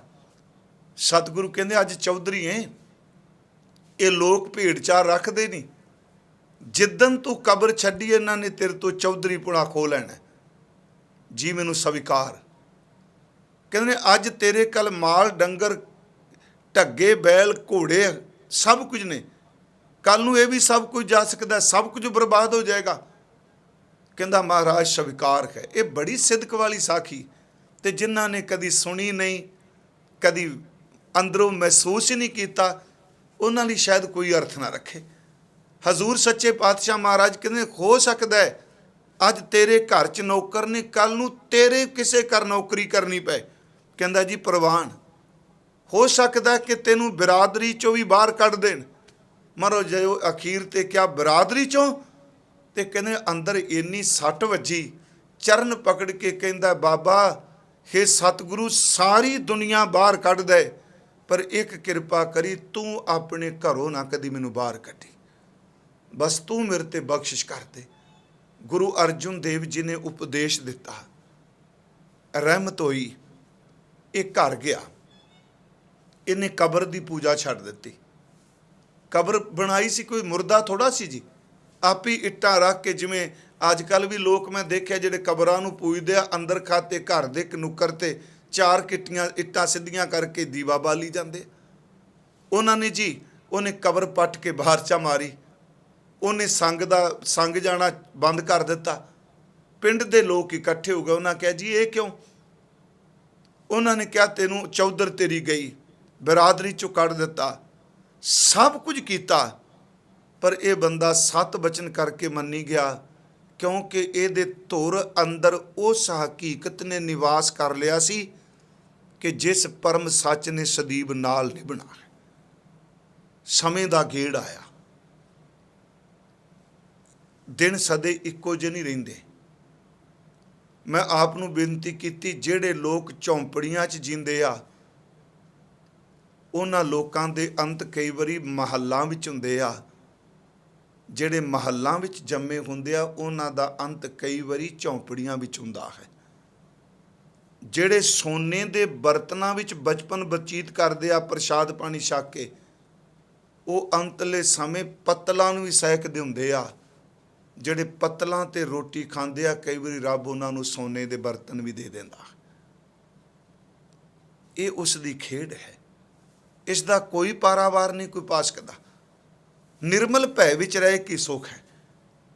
उस बंदे की कैस खेड ऐसी वापरी, सब कुछ जाता रहा, चौधर चली गई, ऐसता ऐसता माल डंगर भी जाना शुरू हो गया, जमीन भोए पांडा भी गया। मुकदी गल की भाई मंझ अखीर आप घाह खोतर के गुजारा करन लग पिया। घाह खोतरदा सी, पर चेहरे दे उत्ते नूर सी, धुर सीने विचों गुरु दा शब्द गूंजदा सी। महाराज गुरु अर्जुन देव उसारी करा रहे सन हरमंदर दी, उसारी करा रहे सन नगर दी। धन गुरु अर्जुन देव जी ने मेवड़े नूं बुलाया। मेवड़ा वैसा जिहड़ा अगे स्नेह दिंदा है, गुरु दी सिखां दी अरदास करदा है। अज दे लफ्ज अरदासिया वरत लईए। कहन लगे आ हुक्मनामा है, फलाने ग्राम भी चला जा, साडा हुक्मनामा उत्थे तीरथा मंझ नूं दई। हुक्मनामा देण तो पहला 20 रुपइयां दा जिक्र कर दी तवारीख कि 20 रुपये उन्हां तो लै लई। वो चला गया, उस गांव पहुंचया, पुछद्या पछांद्या पता लगा भाई मांझी बाहर खेतां दे विचों घाह खोद रहे ने, घाह खोतरदे पए सन। मेवड़ा चला गया, देखिया पसीने नाल भिजा होया सिख, पर भिजे कोई मुड़के नाल पसीने नाल भिजा होया चेहरा, ਉਹਦੇ ਵਿੱਚੋਂ भी मुख ਜਿਹੜਾ नाम जपंदड़ी लाली वाली बख्शिश है। उन्हें कहा जी मैं गुरु के चक तो आया, सुधासर तो आया, श्री अमृतसर साहिब जी तो। भाई मंझ ने इक्को दम हथ झाड़े ते उस सिख दे पैरां च मत्था टेक दिता। इनू सुनने वाले विचलित ना होयो भी ये तो अज जी महाराज दी ने हजूरी च बह के ज्ञानी जी ने ते जी देह दी पूजा शुरू करा दी। याद रखियो उस वेले सिख सिख दे पैरी पैंदा सी। भाई गुरदास साहब जी ने लिखिया है, कहन लगे कि पैरी पवना जग वरताया। गुरु अर्जुन देव कहते जो दिस है गुर सिखड़ा तिस निव निव लागों पाए जियो। उन्हें नमस्कार चा की, मत्था टेकिया। मेवड़ा कहता है, वो सज्जन कहता मैनू गुरु अर्जुन देव जी ने भेजे, घर लै गया। घर वाली नूं कहता देखो अज पंचम पातशाह सतगुरां ने अपना सिख भेजिया, किन्ने खुशकिस्मत असी। वो सिख ने देखा भी घर की हालत बड़ी पतली है, हुक्मनामा भी देना है, रुपये भी 20 महाराज ने कहे। कहन लगा सतगुरां ने तुहाडे लई हुक्म दिता है, पर 20 दमड़े देन तो बिना नहीं। उस वक्त इतिहास ने तो बहुत कुछ लिखे है। उसकी घरवाली उसकी बच्ची शाहूकार कोल नौकरी कर, उहदे तो पैसे लै पहला ਵੀ ਸਾਨੂੰ ਇਹ ਪੈਸੇ ਦੇ ਦਿਓ। 20 ਰੁਪਈਏ ਦਿੱਤੇ ਸ਼ਾਮ ਨੂੰ। ਯਾਦ ਰੱਖੋ ਕਿੰਨਾ ਸਮਾਂ ਨੌਕਰੀ ਕਰਦੀਆਂ ਨੇ ਉਹਦੇ ਘਰ 'ਚ। 20 ਰੁਪਈਏ ਦਿੱਤੇ। ਉਧਰੋਂ ਸੰਧਿਆ ਹੋ ਗਈ। ਦੀਵੇ ਦੀ ਲੋ ਉਹਦੇ ਚੰਨ ਨੇ ਪ੍ਰੇਮ 'ਚ ਭਿੱਜਾ ਸਿੱਦਕੀ ਸਿੱਖ, ਅੰਦਰ ਦੇ ਤਰਕ ਤੋਂ ਮੁਕਤ ਸਿੱਖ, ਅੰਦਰ ਦੇ ਬੰਧਨਾਂ ਦੀਆਂ ਜੰਜੀਰਾਂ ਕੱਟਣ ਵਾਲਾ ਸਿੱਖ। ਉਹਨੇ ਦੀਵੇ ਦੀ ਲੋ 'ਚ ਹੁਕਮਨਾਮਾ ਖੋਲ੍ਹਿਆ। ਉਸ ਕਾਗਜ਼ 'ਤੇ ਬਸ ਇੰਨਾ ਹੀ ਲਿਖਿਆ ਸੀ ਕਿ ਭਾਈ ਮੰਝ ਤੈਨੂੰ ਕਰਤਾਰ ਚੇਤੇ ਆਵੇ। ਬਸ ਤੈਨੂੰ ਕਰਤਾਰ ਚੇਤੇ ਆਵੇ। ਪਿਆਰਿਓ ਇੱਕੋ ਦਮ ਰੋ ਪਿਆ। ਦੇਣ ਵਾਲੇ ਦੇ ਮਨ 'ਚ ਆਇਆ ਸ਼ਾਇਦ 20 ਰੁਪਈਏ ਦੇ ਕੇ ਮਨ 'ਚ ਇਹ ਨਾ ਆ ਗਿਆ ਹੋਵੇ ਕਿ 20 ਰੁਪਈਏ ਦਿੱਤੇ, ਇਹ ਸਾਨੂੰ ਦਿੱਤਾ ਕੀ। ਉਹਨੇ ਕਿਹਾ ਰੋਇਆ ਕਿਉਂ? ਪਹਿਲੀ ਵਾਰੀ ਰੋਇਆ ਇੱਥੇ, ਇਦੋਂ ਪਹਿਲਾਂ ਨਹੀਂ। ਜੋ ਕੋਈ ਨੁਕਸਾਨ ਹੋਇਆ ਨਹੀਂ, ਬੈਰਾਗ 'ਚ ਰੋਇਆ। ਤੇ ਕਹਿੰਦਾ ਇਹ ਰੋਣਾ ਉਲਾਂਭੇ ਦਾ ਨਹੀਂ, ਇਹ ਸਿਦਕ ਦਾ ਹੈ। ਹੇ ਗੁਰੂ ਅਰਜਨ ਦੇਵ ਜੀ, ਤੇਰੇ ਦਰ 'ਤੇ ਹਜ਼ਾਰਾਂ ਸਿੱਖ ਹੁੰਦੇ ਨੇ, ਤੁਸੀਂ ਕਿੰਨੇ ਕੁ ਕਿਰਪਾਲੂ ਹੋ ਕਿ ਮੇਰੇ ਵਰਗੇ ਘਾਹ ਖੋਤਰਨ ਵਾਲੇ ਨੂੰ ਵੀ ਤੁਸੀਂ ਚੇਤੇ ਰੱਖਦੇ ਹੋ। ਮਹਾਰਾਜ ਕੁਰਬਾਨ ਜਾਵਾਂ ਤੇਰੇ ਤੋਂ। ਜਦੋਂ ਮਹਾਰਾਜ ਨੇ ਕਿਹਾ ਕਰਤਾਰ ਚੇਤੇ ਆਵੇ, ਫਿਰ ਕਮੀ ਹੈ ਕਿਸੇ ਚੀਜ਼ ਦੀ? ਪਿਆਰਿਓ ਸੇਵਾ 'ਚ ਡੁੱਟ ਗਿਆ, ਮੇਵੜਾ ਚਲਾ ਗਿਆ। ਮਹਾਰਾਜ ਨੇ ਕੋਈ ਸਮੇਂ ਬਾਅਦ ਦੂਜਾ ਹੁਕਮਨਾਮਾ ਭੇਜਿਆ ਤੇ ਉਹਦੇ ਵਿੱਚ ਇਹ ਕਹਿਣ ਲੱਗੇ ਵੀ ਇਹ ਹੁਕਮਨਾਮਾ ਲੈ ਜਾ, ਮੰਝ ਨੂੰ ਦਈ, ਸ਼ਾਮ ਹੋਵੇ ਤੇ ਸਵੇਰ, ਜੇ ਸਵੇਰੇ ਹੋਵੇ ਤੇ ਉਸੇ ਵੇਲੇ ਹੁਕਮ ਤੇ ਅਮਲ ਕੀਤਾ ਜਾਏ। ਪਰ ਇਹ ਨਹੀਂ ਕਿਹਾ ਵੀ ਤੁਸੀਂ 20 ਰੁਪਈਏ ਲੈਣੇ ਹੋਣ। ਦੂਜੀ ਵਾਰੀ ਹੁਕਮਨਾਮਾ ਲੈ ਕੇ ਗਿਆ। ਪਰਿਵਾਰ ਖੁਸ਼ੀ 'ਚ ਫੁੱਲਿਆ ਨਹੀਂ ਸੀ ਸਮਾ ਰਿਹਾ। ਮਹਾਰਾਜ ਦਾ ਹੁਕਮ ਆਇਆ ਤੇ ਕਹਿਣ ਲੱਗੇ ਪੈਸੇ ਦਾ। ਉਹ ਸਿੱਖ ਕਹਿੰਦਾ ਨਹੀਂ, ਪੈਸੇ ਨਹੀਂ ਕਹੇ ਇਸ ਵਾਰੀ। ਹੁਕਮਨਾਮਾ ਖੋਲ੍ਹਿਆ, ਉਹਦੇ ਵਿੱਚ ਲਿਖਿਆ ਸੀ ਭਾਈ ਮੰਝ, ਗੁਰੂ ਕੇ ਲੰਗਰਾਂ ਵਿੱਚ ਤੇਰੀ ਲੋੜ ਪੈ ਗਈ ਹੈ, ਇਸ ਨੂੰ ਪੜ੍ਹਦਿਆਂ ਸਾਰ ਅਮਲ ਕੀਤਾ ਜਾਏ। ਮੈਨੂੰ ਯਾਦ ਹੈ ਇਹ ਧਰਮ ਪ੍ਰਚਾਰ ਕਮੇਟੀ ਨੇ, ਡਾਕਟਰ ਰੂਪ ਸਿੰਘ ਨੇ ਕਿਤਾਬ ਐਡਿਟ ਕੀਤੀ ਸਿੱਖ ਪ੍ਰਮੁੱਖ ਸ਼ਖਸੀਅਤਾਂ। ਇਹ ਕਿ ਐਵੇਂ ਨਹੀਂ ਅਨਪੜ੍ਹ ਕਿਸੇ ਬੰਦੇ ਦਾ ਲਿਖਿਆ, ਪ੍ਰਿੰਸੀਪਲ ਨਰਿੰਦਰ ਸਿੰਘ ਸੋਚ ਦਾ ਲਿਖਿਆ ਹੋਇਆ ਲੇਖ ਹੈ। ਮੈਂ ਉਹਦੇ ਆਧਾਰ ਬਣਾ ਕੇ ਅਰਜ਼ ਕਰ ਰਿਹਾ। ਕਹਿਣ ਲੱਗੇ ਪੈਸੇ ਨੇ ਲਿਖਿਆ ਤੇਰੀ ਲੰਗਰਾਂ ਵਿੱਚ ਲੋੜ ਪੈ ਗਈ ਹੈ। ਰਾਤ ਕਿੱਥੇ ਨੀਂਦ ਪਏ, ਸਾਰੀ ਰਾਤ ਖੁਸ਼ੀ 'ਚ ਜਾਗਦਿਆਂ ਲੰਘ ਗਈ। ਪਰਿਵਾਰ ਕਹਿੰਦਾ ਪਿਤਾ ਜੀ ਤੁਸੀਂ ਚੱਲਿਓ, ਬੱਚੇ ਕਹਿੰਦੇ ਤੁਸੀਂ ਚੱਲਿਓ, ਬੇਟੀ ਬੇਟਾ ਕਹਿੰਦੇ ਤੁਸੀਂ ਚੱਲਿਓ। ਜਦੋਂ ਸਤਿਗੁਰੂ ਆਗਿਆ ਦੇਣ ਤੇ ਸਾਨੂੰ ਵੀ ਬੁਲਾ ਲਿਆ ਜੀ। ਘਰ ਵਾਲੀ ਕਹਿੰਦੀ ਏ ਸਿਰ ਦੇ ਸਾਈਆਂ, ਇਹ ਮੌਕਾ ਵਾਰ-ਵਾਰ ਨਹੀਂ ਮਿਲਣਾ। ਸਤਿਗੁਰੂ ਤੈਨੂੰ ਆਪ ਬੁਲਾਉਂਦੇ ਪਿਆ, ਪਿੱਛੋਂ ਮੈਂ ਬੱਚਿਆਂ ਨੂੰ ਪਾਲ ਲਾਂਗੀ, ਤੂੰ ਰੱਜ ਕੇ ਗੁਰੂ ਦੀ ਸੇਵਾ ਕਰ। ਭਾਈ ਮੰਝ ਚਾਓ ਚਾਈ ਚਲਾ ਗਿਆ। ਮਹਾਰਾਜ ਨੂੰ ਮੱਥਾ ਟੇਕਿਆ। ਸੇਵਾ ਲੱਕੜਾਂ ਦੀ ਲੱਗ ਗਈ। ਸੰਖੇਪ ਬੇਨਤੀ ਕਰਾਂ, ਇਹ ਧਿਆਨ 'ਚ ਜੀਣ ਲੱਗ ਪਿਆ। ਧਿਆਨ 'ਚ ਬਹਿਣਾ, ਧਿਆਨ 'ਚ ਉੱਠਣਾ, ਧਿਆਨ 'ਚ ਖਾਣਾ, ਧਿਆਨ 'ਚ ਤੁਰਨਾ। ਜੰਗਲ 'ਚ ਗਿਆ ਹੋਇਆ ਰੁੱਖਾਂ ਦੇ ਨਾਲ ਮਾਨੋ ਗੱਲਾਂ ਕਰਦਾ ਸੀ। ਸੁੱਕੀਆਂ ਟਾਹਣੀਆਂ ਇਕੱਠੀਆਂ ਕਰਨੀਆਂ, ਸੁੱਕੇ ਟਾਹਣ ਡਿੱਗੇ ਇਕੱਠੇ ਕਰਨੇ, ਪੰਡ ਬੰਨ੍ਹ ਕੇ ਲਿਆਉਣੀ, ਮਹਾਰਾਜ ਦੇ ਲੰਗਰ 'ਚ ਪ੍ਰਸ਼ਾਦਾ ਛਕਣਾ। ਤੇ ਇੱਕ ਦਿਨ ਗੁਰੂ ਅਰਜਨ ਦੇਵ ਲੰਗਰ 'ਚ ਆ ਗਏ। ਲਾਂਗਰੀ ਨੂੰ ਪੁੱਛਦੇ ਨੇ ਇੱਥੇ ਇੱਕ ਭਾਈ ਮੰਝ ਆਇਆ, ਆਉਂਦਾ ਸੇਵਾ ਕਰਨ? ਕਹਿੰਦਾ ਜੀ ਉਹ ਬਹੁਤ ਸੇਵਾ ਕਰਦਾ, ਬਾਣੀ ਪੜ੍ਹਦਾ, ਸਿਮਰਨ ਕਰਦਾ, ਬੋਲਦਾ ਘੱਟ ਹੈ, ਲੱਕੜਾਂ ਲਿਆਉਂਦਾ, ਚੁੱਲ੍ਹੇ ਅੱਗੇ ਬੈਠ ਕੇ ਲੱਕੜਾਂ ਬਾਲਦਾ। ਤੇ ਮਹਾਰਾਜ ਕਹਿੰਦੇ ਲੰਗਰ? ਕਹਿੰਦੇ ਲੰਗਰ ਮਹਾਰਾਜ ਪੰਗਤ 'ਚ ਛਕ ਜਾਂਦਾ ਹੈ। ਮਹਾਰਾਜ ਕਹਿੰਦੇ ਅੱਜ ਆਵੇਗਾ ਤੇ ਸਾਡਾ ਇੱਕ ਸੁਨੇਹਾ ਦੇ ਦੀ। ਜੀ ਕੀ? ਕਹਿਣ ਲੱਗੇ ਉਹਨੂੰ ਕਹਿ ਦੇਈਂ ਮਜ਼ਦੂਰੀ ਕਰਨ ਆਇਆ ਕਿ ਸੇਵਾ ਕਰਨ ਆਇਆ। ਮੈਂ ਤਾਂ ਬੇਨਤੀ ਕੀਤੀ ਪਿਆਰਿਓ, ਮੁਕਤ ਹੋਣਾ ਕੋਈ ਛੋਟੀ ਜੀ ਗੱਲ ਨਹੀਂ। ਸੇਵਾ ਕਰਨ ਆਇਆ ਹੈ ਕਿ ਮਜ਼ਦੂਰੀ? ਜਿੰਨੀਆਂ ਲੱਕੜਾਂ ਲਿਆਉਣਾ ਲੰਗਰ ਛਕ ਲੈ ਜਾਣ। ਆਇਆ ਭਾਈ ਮੰਝ, ਉਹਨੇ ਲੱਕੜਾਂ ਰੱਖੀਆਂ, ਚੁੱਲ੍ਹੇ ਅੱਗੇ ਲੱਕੜਾਂ ਢਾਈਆਂ। ਜਦੋਂ ਪੰਗਤ 'ਚ ਬੈਠਾ ਲਾਂਗਰੀ ਦਾ ਅੰਦਰ ਕੰਬੇ, ਮੈਂ ਕਿਵੇਂ ਕਹਾਂ? ਪ੍ਰਸ਼ਾਦਾ ਛਕਦੇ ਨੂੰ ਕਹਿੰਦਾ ਭਾਈ ਮੰਝ ਅੱਜ ਸਤਿਗੁਰੂ ਆਏ, ਤੇਰੇ ਬਾਰੇ ਪੁੱਛਦੇ ਸੀ। ਖਿੜ ਗਿਆ ਜੀ ਮੇਰੇ ਬਾਰੇ? ਕਹਿਣ ਲੱਗੇ ਤੁਸੀਂ ਪ੍ਰਸ਼ਾਦਾ ਛਕ ਲਓ, ਮੈਂ ਬਾਅਦ 'ਚ ਦੱਸਣਾ ਤੁਹਾਨੂੰ। ਚਲੋ ਛਕ ਲਿਆ। ਉਹ ਚਾਓ ਚਾਓ ਕਾਲੇ ਨਾਲ ਪ੍ਰਸ਼ਾਦਾ ਛਕਿਆ। ਜੀ ਦੱਸੋ? ਕਹਿਣ ਲੱਗੇ ਪੁੱਛਦੇ ਸਨ ਕੀ ਕਰਦਾ ਸਾਂ, ਦੱਸਿਆ ਵੀ ਆਹ ਕਰਦਾ ਹੈ, ਤੇ ਨਾਲੇ ਪੁੱਛਿਓ ਨੇ ਲੰਗਰ? ਅਸੀਂ ਕਿਹਾ ਜੀ ਪੰਗਤ ਵਿੱਚੋਂ, ਤੇ ਜਾਣ ਲੱਗਿਆਂ ਕਹਿ ਗਏ ਕਿ ਮਜ਼ਦੂਰੀ ਕਰਨ ਆਇਆ ਕਿ ਸੇਵਾ ਕਰਨ ਆਇਆ ਹੈ। ਇੱਥੇ ਭਾਈ ਮੰਝ ਦੂਜੀ ਵਾਰੀ ਰੋਇਆ, ਅੱਖਾਂ ਭਰ ਆਈਆਂ। ਲਾਂਗਰੀ ਕਹਿੰਦਾ ਮੈਂ ਗਲਤੀ ਕੀਤੀ, ਮੈਂ ਤਾਂ ਫਰਜ਼ ਅਦਾ ਕੀਤਾ। ਕਹਿੰਦਾ ਨਹੀਂ, ਇਹ ਖੁਸ਼ੀ ਦੇ ਅਥਰੂ ਨੇ। ਹੇ ਧੰਨ ਗੁਰੂ ਅਰਜੁਨ ਦੇਵ ਜੀ, ਤੂੰ ਉਹ ਮਾਪਿਆਂ ਦੀ ਤਰ੍ਹਾਂ ਹੈ, ਜਿੱਥੇ ਤੈਨੂੰ ਲੱਗਦਾ ਮੈਂ ਤਿਲਕਣਾ ਪਿਆ ਉੱਥੇ ਤੂੰ ਆਪ ਖਲੋ ਕੇ ਮੇਰੀ ਰੱਖਿਆ ਕਰ ਦੇਣਾ। ਦੂਜੇ ਦਿਨ ਲੱਕੜਾਂ ਡਬਲ ਕਰ ਦਿੱਤੀਆਂ, ਗੁਰੂ ਕੇ ਲੰਗਰ ਵਿੱਚ ਵੀ ਲਿਆਉਣੀ, ਤੇ ਪਿਆਰਿਓ ਕੁਝ ਹਿੱਸਾ ਵੇਚਣਾ, ਪਰ ਲੰਗਰ 'ਚ ਲੱਕੜ ਨਹੀਂ ਘਟਾਈ। ਸਮਾਂ ਆਇਆ, ਨੇੜੇ ਖੂਹ ਸ੍ਰੀ ਅੰਮ੍ਰਿਤਸਰ ਸਾਹਿਬ ਜੀ ਦੇ, ਲੱਕੜਾਂ ਚੁੱਕ ਕੇ ਤੁਰੇ, ਪ੍ਰੇਮ 'ਚ ਭਿੱਜੇ, ਬਾਣੀ ਪੜ੍ਹੀ ਜਾਣ, ਸ਼ੁਕਰਾਨੇ 'ਚ ਡੁੱਬੀ ਹੋਈ ਰੂਹ, ਸੱਚਮੁੱਚ ਅੰਦਰ ਦੇ ਬੰਧਨਾਂ ਤੋਂ ਮੁਕਤ ਰੂਹ, ਸਿਰ ਤੇ ਲੈ ਕੇ ਪੰਡ ਜਦੋਂ ਤੁਰੇ ਨੇ, ਖਨੇਰੀ ਮੀਂਹ ਬਾਛੜ ਖੂਹ ਦੇ ਵਿੱਚ ਡਿੱਗ ਪਏ। ਪਾਣੀ ਸੀ ਥੋੜਾ, ਪਰ ਸਿਰ ਤੋਂ ਲੱਕੜਾਂ ਦੀ ਪੰਡ ਨਹੀਂ ਡਿੱਗਣ ਦਿੱਤੀ। ਬਾਣੀ ਪੜ੍ਹੀ ਗਏ। ਕਈ ਸੱਜਣ ਸਵੇਰੇ ਲਿਖਦੇ ਆ, ਕਈ ਲਿਖਦੇ ਆ ਸ਼ਾਮ ਨੂੰ ਡਿੱਗੇ।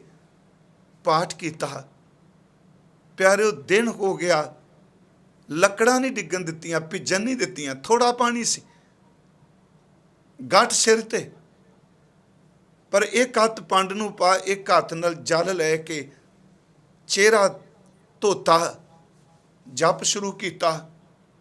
ਇੱਕੋ ਦਮ ਅੰਦਰੋਂ ਕੜ ਪਾਟ ਗਿਆ। ਕਹਿੰਦਾ ਧੰਨ ਗੁਰੂ ਅਰਜੁਨ ਦੇਵ ਜੀ, ਅੱਜ ਮੈਂ ਤੇਰੇ ਸਿੱਖਾਂ ਦੇ ਤੇ ਤੇਰੇ ਦਰਸ਼ਨ ਨਹੀਂ ਕਰ ਸਕਿਆ, ਅੱਜ ਮੈਂ ਉਹਨਾਂ ਦੀ ਸੇਵਾ ਨਹੀਂ ਕਰ ਸਕਿਆ। ਸੱਚੇ ਪਾਤਸ਼ਾਹ ਗੁਰੂ ਅਰਜੁਨ ਦੇਵ ਆਪ ਉੱਠਦੇ ਆ ਸਿੰਘਾਸਨ ਤੋਂ, ਨਾ ਘੋੜਾ ਲਿਆ, ਨਾ ਪੈਰਾਂ 'ਚ ਚਰਨਾਂ 'ਚ ਜੋੜਾ ਪਾਇਆ, ਹੱਥ 'ਚ ਰੱਸਾ ਪਕੜ ਕੇ ਧੰਨ ਗੁਰੂ ਅਰਜੁਨ ਦੇਵ ਵਾਹੋ ਦਾਹੀ ਉਧਰ ਚੱਲ ਪਏ। ਤੇ ਖੂਹ ਤੇ ਜਾ ਕੇ ਕਹਿੰਦੇ ਆ, ਲੱਕੜਾਂ ਦੀ ਪੰਡ 60, ਰੱਸਾ ਪਕੜ ਬਾਹਰ ਆ ਜਾ। ਥੱਲਿਓਂ ਆਵਾਜ਼ ਆਈ, ਨਹੀਂ ਲੱਕੜਾਂ ਪਹਿਲਾਂ ਕੱਢੋ। ਇਹਨਾਂ ਲੱਕੜਾਂ ਕਰਕੇ ਤਾਂ ਗੁਰੂ ਅਰਜੁਨ ਦੇਵ ਦੇ ਘਰ 'ਚ ਮੈਨੂੰ ਥਾਂ ਮਿਲੀ ਹੈ। ਇਹ ਲੱਕੜਾਂ ਤਾਂ ਸਾਧਨ ਨੇ ਸੇਵਾ ਦਾ। ਸਤਿਗੁਰੂ ਗੁਰੂ ਅਰਜੁਨ ਦੇਵ ਦੇ ਨੇਤਰ ਭੇਜਾਏ। ਮਹਾਰਾਜ ਸੱਚੇ ਪਾਤਸ਼ਾਹ ਨੇ ਲੱਕੜਾਂ ਪਹਿਲਾਂ ਕਢਾਈਆਂ। ਜਦੋਂ ਮੰਝ ਨੇ ਰੱਸਾ ਪਕੜਿਆ, ਹਜ਼ੂਰ ਨੇ ਆਪਣੇ ਹੱਥਾਂ ਨਾਲ ਖੂਹ ਤੋਂ ਖਿੱਚਿਆ, ਖੂਹ ਵਿੱਚੋਂ ਖਿੱਚਿਆ। ਨਹੀਂ ਪਿਆਰਿਓ, ਖੂਹ ਚੋਂ ਨਹੀਂ ਖਿੱਚਿਆ, ਗੁਰੂ ਅਰਜੁਨ ਦੇਵ ਨੇ ਬਖਸ਼ਿਸ਼ ਦੇ ਰੱਸੇ ਨਾਲ ਸੰਸਾਰ ਦੇ ਅੰਧਕੂਪ ਤੋਂ ਬਾਹਰ ਖਿੱਚ ਦਿੱਤਾ। ਭਾਈ ਮੰਝ ਬਾਹਰ ਆ ਗਏ, ਦੇਖਿਆ ਗੁਰੂ ਅਰਜੁਨ ਦੇਵ ਮਹਾਰਾਜ ਜੀ ਦੇ ਚਰਨਾਂ 'ਚ ਡਿੱਗ ਪਏ। ਧੰਨ ਗੁਰੂ ਅਰਜੁਨ ਦੇਵ ਜੀ ਦੇ ਚਰਨਾਂ ਦੇ ਵਿੱਚ ਨਮਸਕਾਰ ਕੀਤੀ। ਅੱਜ ਤੀਜੀ ਵਾਰੀ ਰੋਇਆ। ਮੈਂ ਬੇਨਤੀ ਕੀਤੀ, ਪਹਿਲਾ ਹੁਕਮਨਾਮਾ ਲੰਗਰ ਵਿੱਚ, ਤੀਸਰੀ ਵਾਰੀ ਰੋਇਆ, ਫੁੱਟ ਫੁੱਟ ਕੇ ਅੱਜ ਰੋਇਆ। ਕਹਿੰਦਾ ਸੱਚੇ ਪਾਤਸ਼ਾਹ ਤੁਸੀਂ ਕਿੰਨੇ ਕਿਰਪਾਲੂ ਹੋ।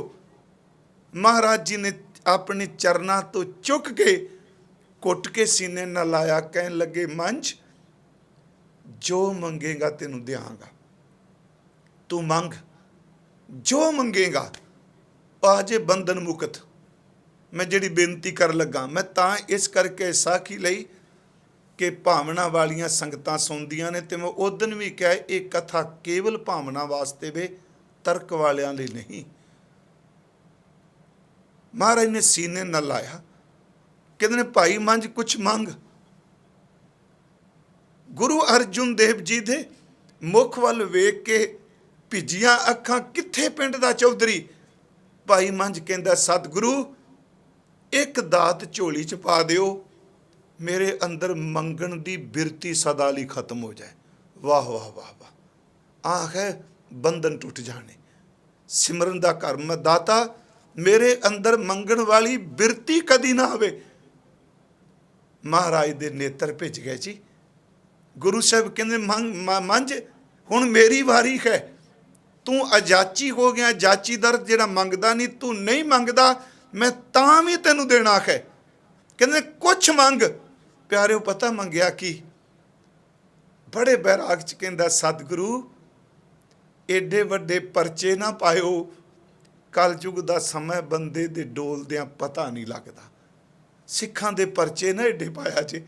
ਮੈਂ ਕਹਿੰਦਾ एडे वड्डे परचा दे के परिवार भी, नौकर, सब कुछ चला गया। इन्नी कमाई तो बाद कहंदा ये नहीं क्या मेरा परचा, कहंदा इन्ने परचे ना पायो किसे दे, किते कोई डोल ना जाए। महाराज ने सीने ना ला के पता शब्द की कह लगे, मंझ मेरे नाने ने कहा सी दोहता बाणी का बोझ था, मैं तेनों अपने तुल बना के कहना तू भी जहाज है मेरा, जड़ा तेरी संगत करेगा तेनों सुनेगा वो पार होवेगा। उत्थे बोल के मंझ प्यारा गुरु नू, गुरु मंझ प्यारा ते नर हर अंतर नहीं। मैं तां इत्थे टुकाई है गल, मंझ प्यारा गुरु नू, गुरु मंझ प्यारा, मंझ गुरु का बोए था जग लंघण हारा। जिवें सवेरे मर्ज की कलयुग जहाज अर्जन गुरु, ते इत्थे कह लगे मंझ प्यारा गुरु नू, गुरु मंझ प्यारा, मंझ गुरु का बोए था जग लंघण हारा।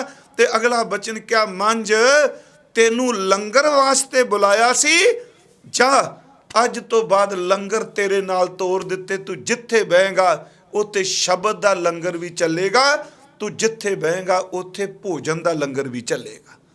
मेरे कहण तो मुराद कि प्यारिओ जिहदे अंदर सिमरन वज जाए कि पदवी एक बंधन नहीं, चौधरी पुणा बंधन नहीं, कि पुत्रां धीआं दा मोह बंधन नहीं, माल डंगर घोड़ियां हाथी बंधन नहीं, कि वाह बंदे दा बंधन नहीं, कि आगू बन के तुरना बंधन नहीं। नहीं प्यारिओ जिहदे ते किरपा हो जाए, अंदर सिमरन वज जाए, वो सारे बंधन तोड़ दिंदा है। महाराज जी ने कहा कि अज जे घट सिमरन राम को, पर शर्त है सिमरन होना चाहिए। बंधन टुटदा ही तां है, अटैचमेंट ही डिटैचमेंट पैदा कर दी। जुड़ांगे तो टुटांगे ना। जिस घट विच परमात्मा दा सिमरन है, जे घट सिमरन राम को, सो नर मुक्ता जान, ते नर हर अंतर नहीं नानक साची मान। उस इंसान विच ते भगवान विच अंतर नहीं। इत्थे थोड़ी जी मैं एक अर्ज करा, क्योंकि कल नूं जिहड़ा बचन आउणा है ना, इस तो विपरीत आवेगा, उहदी व्याख्या आपां करांगे।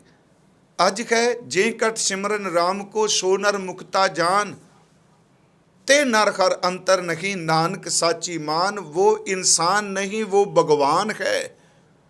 ते कल नूं महाराज कहणगे एक भगत भगवान, जे प्राणी कै नाहे मन। जिहदे अंदर सिमरन है उन्होंने कह रहे ने ते नर हर अंतर नहीं, उस इंसान और भगवान में अंतर रखी। पर जिहदे अंदर भगती नहीं, जैसे सूकर स्वान नानक मानो ताहे तन। उसका तन इस तरह जिमें सूकर और कूकर दा है। इत्थे एक अर्ज करके मैं संपूर्णता करना इस विचार नूं, कल अगे थोड़ा जिहा तोरांगा, क्योंकि अज मैं साखी टाइम ज़्यादा लाया है, तो इस करके संगत की भावना सी, तो उस भावना नूं मुख रख के हुण इत्थे ते नर हर अंतर नहीं दा अर्थ मैं उस दिन भी कहा, इनू आम ब्रह्मस्मी नहीं करना जो विदांती करते हैं, तो इनू सूफियां वाला अनल हक भी नहीं कहना। पर आपां कहांगे तो गल तां उही होगी ना, ते नर हर अंतर नहीं। वो कहंदा आम ब्रह्मस्मी, वो कहंदा अनल हक। पर गुरमत दे अंदर अभेदता नूं मन्निया है, पर इत्थे अभेदता विच ये नहीं कहा जाता कि मैं रब बन गया। इत्थे अभेदता विच कहा जाता है मैं मर गई, केवल तू रह गया। इस नुकते नूं फिर मैं रिपीट करांगा, अहम ब्रह्मस्मी। पर गुरमत कहती है कबीर तू करता तू हुआ, अहम नहीं तू हुआ। इस नुकते नूं सूझवान समझ जाणगे। इत्थे अभेदता भी मैं नूं खारिज कर दिंदी। तू करता तू हुआ, मुझ में रहा न हूँ, मुझ में रहा न हूँ। अहम ब्रह्मस्मी नहीं, मुझ में रहा न हूँ। जब पापा पर का मिट गया, जत देखूं तत तू। इत्थे है कि जब हम होते तब तू नहीं, अब तू ही। मैं तो कुछ भी नहीं। वेखो भेद होया, कह रहा कि हम नहीं तू। जब हम होते तब तू नहीं, अब तू ही, मैं नहीं, मैं कुछ नहीं, हुण सब कुछ तू ही तू है। इस अमृत बचन नूं ते अगले बचन नूं रला के कल नूं आपां विचार करांगे। मेरे तो बोलदिआं बेअंत भुल्लां होईआं ने,